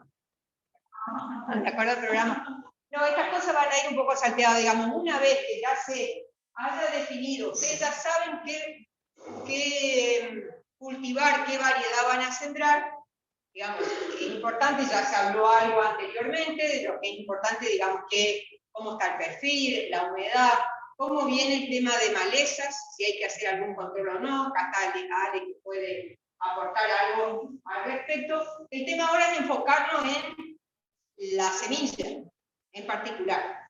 Y a mí me parece que es un aspecto muy importante porque hay que protegerla, porque de eso va a depender el stand de planta que vamos a tener y va a empezar a tener consecuencias en todo lo que falta todavía para el cultivo que se está iniciando. Tener en cuenta que las enfermedades que atacan el cultivo, la mayoría, las que son las necrotróficas, quedan en semilla y son las que van a afectar el estado de planta inicial. Algunas se hacen sistémicas y las vemos más adelante, entonces hay que protegerlas con fungicidas, ¿está?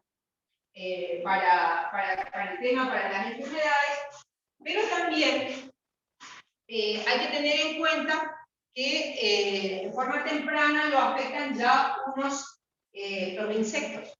Entonces, si el pulgón lo tenemos en este estado acá abajo, por debajo de la superficie del suelo, ya no lo vamos a comprar. Un tratamiento en la semilla es fundamental para que al menos no aparezca nadie abajo y no lo vamos a comprar. También es cierto, hay zonas, no en todos los lugares, en esta zona esto no es común, se ve, pero no en el nivel como para producir daño económico, lo de la larva del gusano blanco. Y lo que apareció el año pasado, sobre todo acá en el oeste provincial nuestro, es este coleóptero que llaman del macoyo.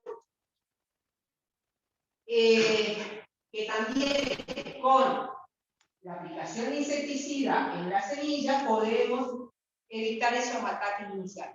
¿Por qué? Porque cuando se ve esto, digamos, ese es el adulto, cuando se ven los cuartitos alargados en el tallo, ya es, digamos, la oposición de ellos, y después la larva entra en el tallito y ya no hay nada por hacer, se pierden a color. ¿Está? Entonces, es marcar la importancia de esto, de proteger la semilla, el stand inicial. Yo le digo que zona pasa, digamos, a veces, porque vienen la campaña muy seca y se nos siembra así nomás, es un error gravísimo. ¿Por qué? Porque hacer tratamiento, por ejemplo, para las manchas, para las cosas, es muy bajo el costo. Y es demasiado lo que se pierde después. En el 2008, que fue un año muy seco, que se le recomendó al productor no sembrar, porque no, sembraron igual, y no es que tuvo carbón volador, que es el que queda toda la espiga negra que no queda nada, tuvo carbón hediondo. Digamos que uno ve la planta, queda viva, queda más enana, en color verde sí, y eso es un factor de rechazo de la producción, por el olor que deja. Sí. Una cosita por el... Acá actúa Word. Sí, no. Más pregunta mía. Estamos viendo un poco del rojo, pero la verdad que está muy importante para ir encontrándole la vuelta si es que se hace importante. Todavía es como explorar. No estamos teniendo experiencias de ataque compartido, pero ya te avisan que hay algo y bueno, ayúdennos a su vez, sus consultas o publicar, tal vez nos vendría bárbaro. También trabajamos. Y ella me comentaba, tan preocupada por el tema de paranoia en trigo también, que está apareciendo de nuevo. Lo que pasa es que nos quemamos. Cada vez que vemos algo, no queremos que nos pase. En ese sentido, lo que yo quería decir más, hacer o no hacer, estamos que la resistencia más en un gran favor que podamos practicar eso y ver si empieza a haber 1, 2, 3, 5. Nosotros, como está actuando en nuestra zona, que ya les te digo, hasta ahora lo que escuchamos es nada de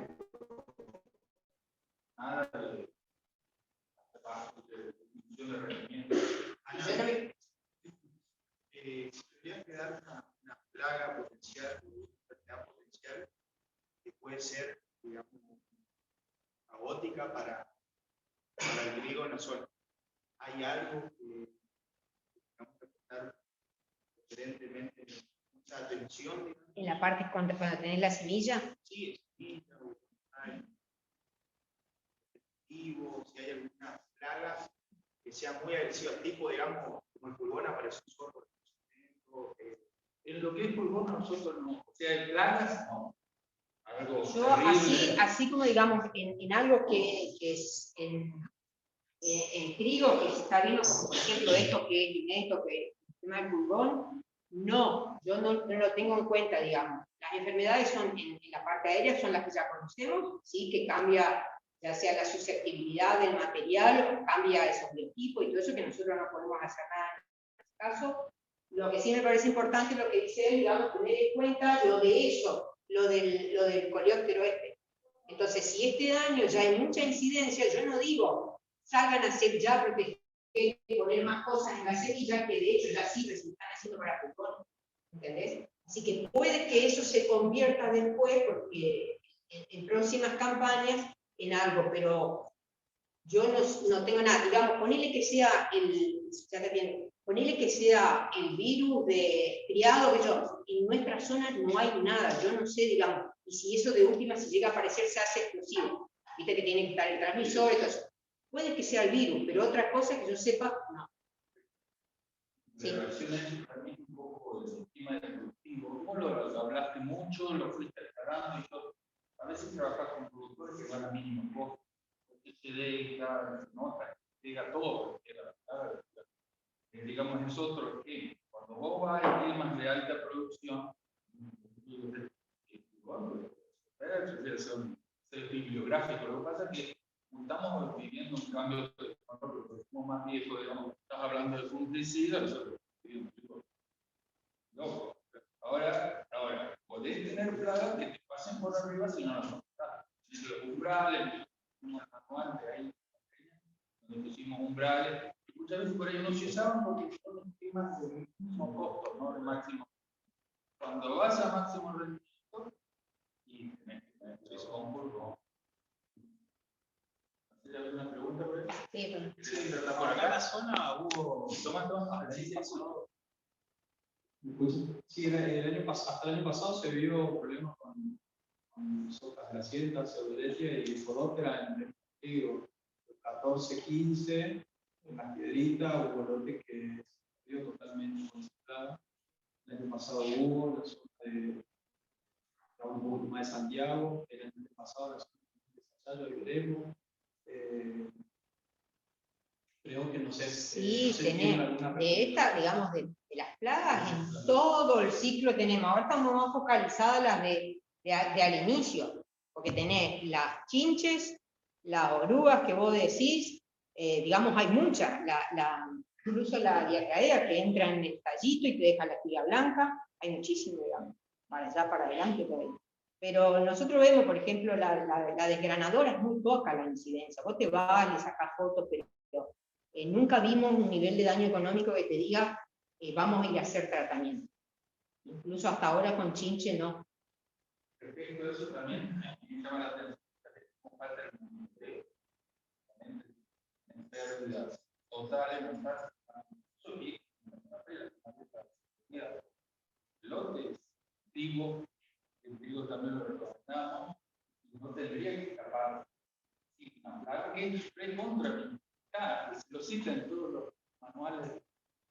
Por eso lo que le decía es, si vos vas a un esquema de altísimo rendimiento alto, tenés que ponerle todos los chicos un algodón.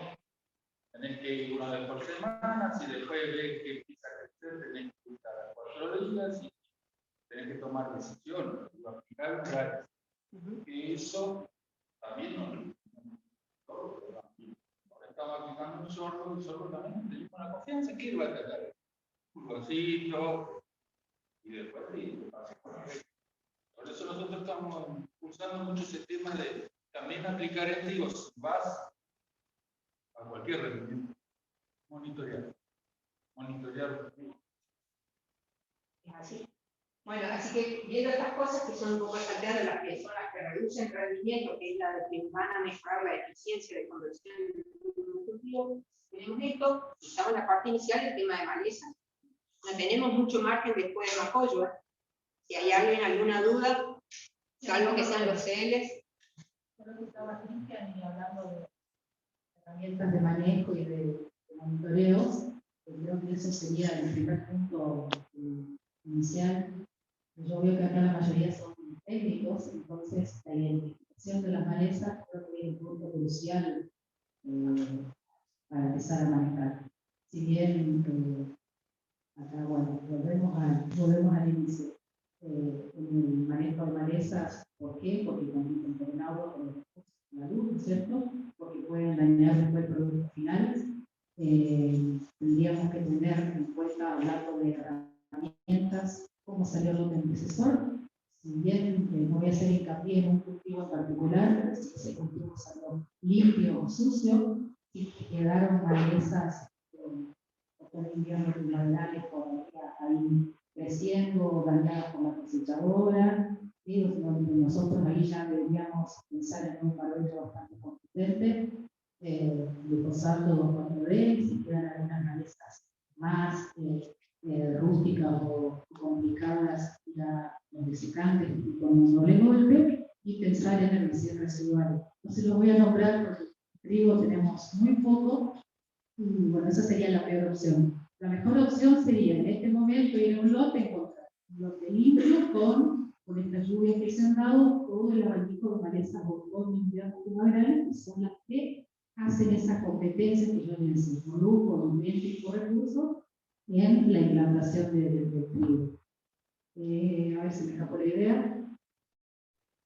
Bueno, esa maleza sí, yo no hice esta presentación, pero bueno, pensando en la implantación del trigo el año pasado y del cultivo, ¿qué malezas?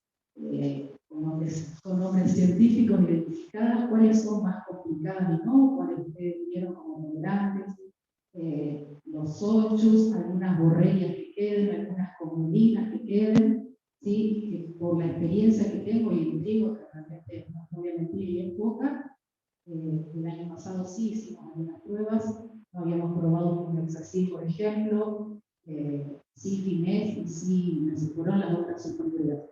Con respecto a Hexacil vimos algunos escapes, tanto en borreas como en comelinas, en otros en las superioridades no.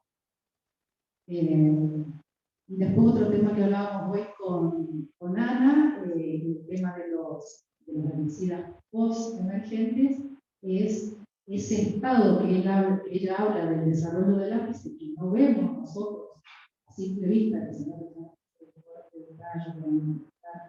la última espilla terminal, es el momento límite para hacer herbicidas hormonales, por ejemplo, ¿sí?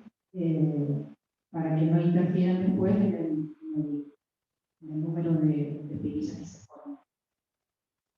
Son herramientas, malezas y bueno, muchos otros aspectos. También tenemos que tener en cuenta que no podemos aplicar una receta y eso va a depender del cultivo antecesor, del ambiente, de las precipitaciones, de la sequía, de las malezas que quedaron, de la eficiencia de la aplicación, de la cobertura que se genere, del clima en general, ¿no es cierto? Así que sí, son puntos o son herramientas a tener en cuenta que se ven en cada solución. Eso es todo. No sé si habrá preguntas, pero en general es general. Sí. Yo creo que lo que hay que destacar, más allá de esto que son herramientas químicas, ¿no? El efecto supresor de maleza que tiene el trigo, creo que es una de las cosas por las cuales también participa del sistema de producción. Fíjense cuando se distancia un poco más el surco, si la rama negra, después cuando ya está cosechado, ¡pum!, explota. Tenés el campo dibujado. Donde vos le dejaste un poquito de luz, tenés el campo dibujado, por ejemplo, de rama negra. O sea, el efecto supresor de maleza del trigo es extraordinario. Sí, maleza con rama negra, con la espacio, cada espacio. A tal punto que nosotros allá, bueno, hacemos microparcela, todo esto, lo que son las evaluaciones, quedan entre bloque y bloque 2-3 metros, ya no lo más, tratábamos de que nos sembramos trigo, ahora hacemos todo un talón, tengo fotos, tú vas al campo después, te queda todo dibujado el campo con... Bueno, salteando estas cosas, factores adversos, yo le decía hoy, se puede parecer un poco de prolijo, pero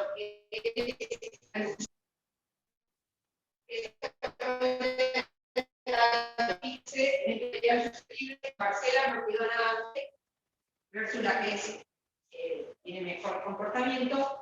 Estos son los ensayos de la red.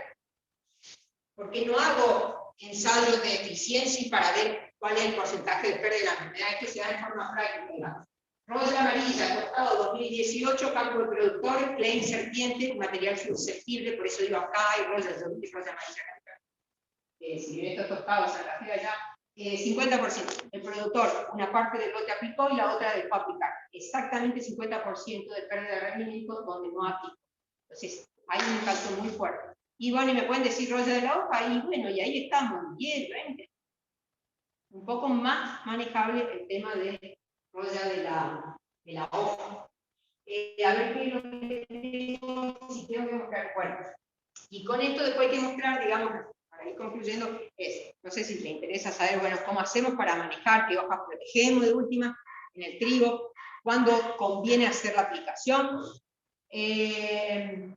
Mientras les muestro esto, digamos, porque ya está esto, me lo compartió un colega, Manuel González, que trabaja acá en el oeste provincial, para mostrar que a pesar de que el año pasado fue un año seco, cómo hubo respuesta del cultivo en cuanto a rendimiento, en un sector en donde hubo que no se aplicó, digamos, llegó al rendimiento de 4.500 cuando no solía más de 6.000 kilos, digamos. No vamos a hacer fungicida, y él me decía, uno piensa que porque es un año seco, dice, bueno, no vamos a hacer fungicida porque no va a haber respuesta. En un material susceptible como este, fíjense qué respuesta hay.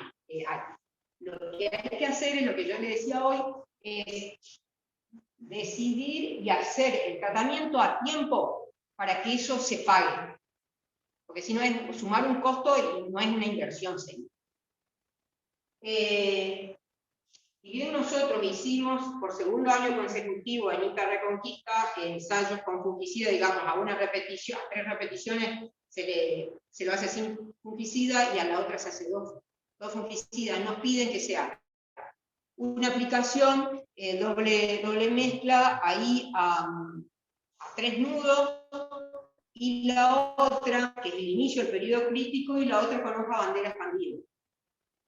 Tuvimos diferencias sin enfermedad, porque no hubo ambiente para enfermedad. En promedio, algunos rindieron más, otros menos. En promedio, 280 kilos. Lo tratado versus lo no. Digamos, se alcanzó a pagar eso. El tema es que el productor no salga a hacer porque quiere hacer nomás la aplicación. Se lo tiene que hacer en base a ver cómo vemos el progreso de la enfermedad. Lo que tenemos que esperar, al menos, que la hoja bandera esté desplegada. Estamos transitando todavía, estamos casi en la cúspide del periodo crítico. Todavía se está definiendo el número de granos y es lógico entonces que tengamos respuesta en rendimiento. Tenemos la hoja bandera desplegada. ¿Cuánto falta para florecer? Y más o menos 12 días. ¿Está? Y entonces, de esa manera, si se lo hace con productos con residualidad, digamos que sea una buena mezcla, vamos a terminar, el cultivo va a terminar el ciclo y tendría que haber diferencia. El tema, el error más grave que hace el productor en nuestra zona, lo aplica cuando él en realidad va al campo y ve que tiene la hoja bandera, ya tiene la roya. Es tarde, porque está a mitad de llenado de grano y jamás va a tener respuesta, porque ya floreció. Entonces, si lo vamos a hacer, hagamos acá cuando vemos la hoja bandera desplegada, punto. Entonces, está la hoja bandera desplegada y no veo que haya enfermedad o están muy abajo, tengamos en cuenta cuál es el perfil sanitario de la especie, de la variedad que estamos sembrando. Si tenemos uno que es verde, continuemos sin aplicar, seguramente va a tener, pero no va a influir. Si es amarillo, que es de moderadamente resistente, tengamos en cuenta cuáles son las condiciones ambientales que hay. Se está levantando la temperatura, está lloviendo un poquito más, y es un amarillo para roya de la hoja, hagamos el tratamiento. Y si tenemos para roya de tallo, y les cuento. Digamos, si esta campaña viene fría hasta octubre, cuando lo dice, roya de tallo no tendría que aparecer. ¿Está? Pero es eso, tengamos también, sumemos ese cuadrito que yo le mostré, que Diana también lo repitió, la susceptibilidad, por más que ella pueda variar, digamos, campaña a campaña, es decir, un rojo no se va a poner verde, pero sí un verde puede pasar a amarillo. Que sea rojo no quiere decir que no lo siembren, se lo puede sembrar, pero hay que tener el fungicida reservado o comprado. ¿Está? Porque si hicimos monitoreo, no hace cosa que lo podamos comprar y ya no lo tenemos, está disponible. Hay que llegar puntual. ¿Eso es para enfermedades en general o para roya que es más grande, porque contiene bien la fruta y... Yo te digo, con roya de tallo sí tenés que ser drástico a tal punto que yo te digo, si te estoy diciendo, para ver respuesta, para que se pague el fungicida, hoja bandera, haces el tratamiento, sumada a la susceptibilidad del material, porque se está definiendo el número de grano. Vos te vas al campo, está ya llenado de grano, ya viste todas las anteras afuera, está llenando grano, que no lo dijimos, pero algo mencionó Jorge, digamos que desde el momento que florece hasta que termina llenado de grano, que vieron que la espiga cambió de verde a amarillo, madurez fisiológica, el grano tiene 30-33% de humedad, falta condiciones ambientales seca para que en 10-15 días coseches. Entonces, si vos te vas al campo, están llenados de grano, y empezás a ver pústula de roya tallo, sabiendo de que no vas a tener respuesta en rendimiento porque ya está definido el número de grano, hay que hacer tratamiento. Y si no están los muchachos para... No sé si hubo diferencia. ¿Y en el peso de grano no te da? ¿Con roya de tallo? ¿Roya de tallo? Sí, si está la enfermedad, sí, pero roya de tallo, en los años que hubo roya de tallo, por ejemplo, esa vez que se sembraba ese trigo que era muy bueno, que era el de Nidera, el 601, creo que era un ciclo intermedio, 19 pesos mínimo. O sea, si lo llegás a cosechar, 19, cuando normalmente tenés 30 de peso mínimo. ¿Entendés? Obvio, porque te destruye todo en el caso de la roya de tallo. Es decir, es una enfermedad de fin de ciclo. ¿Por qué? Porque necesita temperaturas que superen los 30 y que haya humedad en el coso. Entonces, ¿cuándo se da eso? Cuando estamos entrando en septiembre, octubre. Pero cuando la foto que yo les mostré fue 2015, otoño, invierno húmedo y cálido. Con roya de tallo, sin materiales susceptibles. Y lo que también vimos el año pasado, que de paso lo invito, quedamos a 500 kilómetros acá, pero bueno, también Jorge tiene, pero él no hace con fungicida, me parece, todavía. Este año no me puedo acordar. Ah, bueno, vale la pena ir a verlo. ¿Por qué? La diferencia que hay en el aspecto al que lleva fungicida con el que no lleva fungicida es increíble. Entonces ahí se empieza a hilar finito. ¿A qué se debe eso? Digamos, si ese verde es funcional o no, no importa. Aparentemente hay como algunas excipientes o cosas que lleva el fungicida que retarda la senescencia. Entonces hay que ver si es que se mantiene más verde a la vez que da resultado. Pero es increíble la diferencia en el aspecto de eso que llevaron los fungicidas. No sé qué quiero. Y otra de las cosas que también, si recién era lo que era estrés, disminuir lo que es estrés biótico, esto sería como para mostrarle una experiencia que se hace acá cerca de Villaminete, en realidad. En el campo con incorporar la urea. Porque no hablamos nada de cuándo tenemos que aplicar el nitrógeno, en qué momento, digamos, eso ya lo deben saber, digamos. Si no lo hablamos, volvemos al ciclo y lo mostramos. Entonces, no sé si alcanzan a ver, pero creo que están incorporados los dos.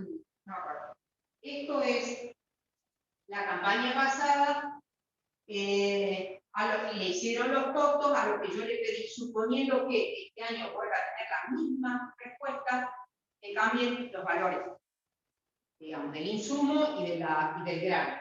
Entonces, ellos tienen este trigo que es sin urea, 145 kilos de urea incorporada previa a la siembra. Tienen 3 localidades y el promedio. En promedio le rindió el 86% más con la uña incorporada versus la otra, que es y fueron sacando los costos, todo eso, y tienen un diferencial de 126 dólares por ella. Cambiando todas las cosas, fíjense cómo se mantiene igual, por más que haya subido el insumo y por grano vale más también. Esto de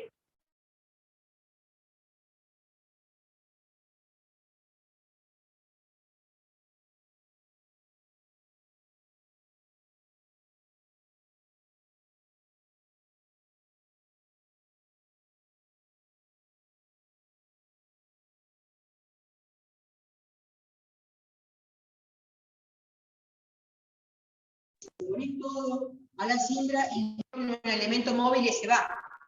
¿Qué se va a ir si no tenemos agua? Ahí está. Entonces, en vez de bolearlo, previo a la siembra, se está haciendo muchísimo esto de poder incorporar a la urea a la siembra. Y ahí recuerdo. No sé qué. No, pero esto no le interesa. Esto lo fui sumando cosas, digamos. Este es un ensayo que nosotros hicimos viejo, en el cual variamos las dosis de INE y lo llevamos a calidad panadera. Pero yo sé que no les suele gustar porque esto no le pagan, ¿no? Los productores no le pagan. Pero simplemente le muestro esto para que, fíjense, este es un grupo 1 de calidad, acá 908, ya creo que no se siembra más, porque se enfermaba bastante, los ciclos cortos. Nosotros decimos, lo tomamos como nitrógeno cero en post-emergencia, ¿no? Arriba están los tratamientos. Es decir, cero como el post-emergencia, 60 ADN, 120 que me parece que lo muestro más rojo. Entonces, fíjense que a pesar de que varía la dosis de DN, el peso hectolítrico no se modificó, porque el peso hectolítrico depende del ambiente, si tiene condiciones para crecer o no. ¿Está? Fíjense proteína, saltó de 8,3 a 13. Necesita nitrógeno para proteína. Después gluten, lo mismo. El 80% de las proteínas son la gliadina y la proteína que hacen trabajo de la masa. Salta de manera increíble. Con esto estoy queriendo decir que por más que sembremos un grupo 1 de calidad, hay que ponerle recursos, porque no es que fabrica, por decir la calidad, necesita el nitrógeno para eso. Y bueno, y este es el W, que es la fuerza panadera, también, que la fuerza panadera es una de las características del grupo 1, si no tiene nitrógeno, es tan malo como un grupo 3 o como un alto. Esa es la.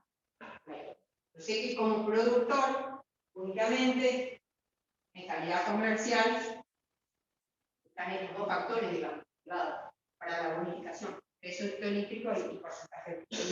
Pero para la comercialización, suman el W si quieren, además de que ligue o no ligue, esa otra historia. ¿Y por qué no puede ligar un grano? ¿Por qué no puede ligar el gluten? Eso también influye, es parte del manejo. Se desdoblan las proteínas. ¿Y por qué se van a desdoblar las proteínas? Uno de los factores es que el grano, una vez que está en la espiga seco, se tarda en demorar, que se tarde en la cosecha. Un mínimo cambio ambiental, 2 milímetros, 1 milímetro, el grano se humedece y comienza el pregerminado. No lo van a ver porque sería un brotado si sería más tiempo. Entonces ahí comienzan a desdoblarse las proteínas y puede afectar que el grano no ligue, digamos. También cambios muy bruscos en temperatura, porque con el tiempo en que se acumula una proteína u otra durante las cosas, durante la síntesis de ella, también hacen de que no sea funcional el gluten. Pero cuando venden, le hacen el factor 12 de comercialización. Y creo que por ahí termino. Ya, pues, sí, el horario está listo. Bueno. Lo he hecho en la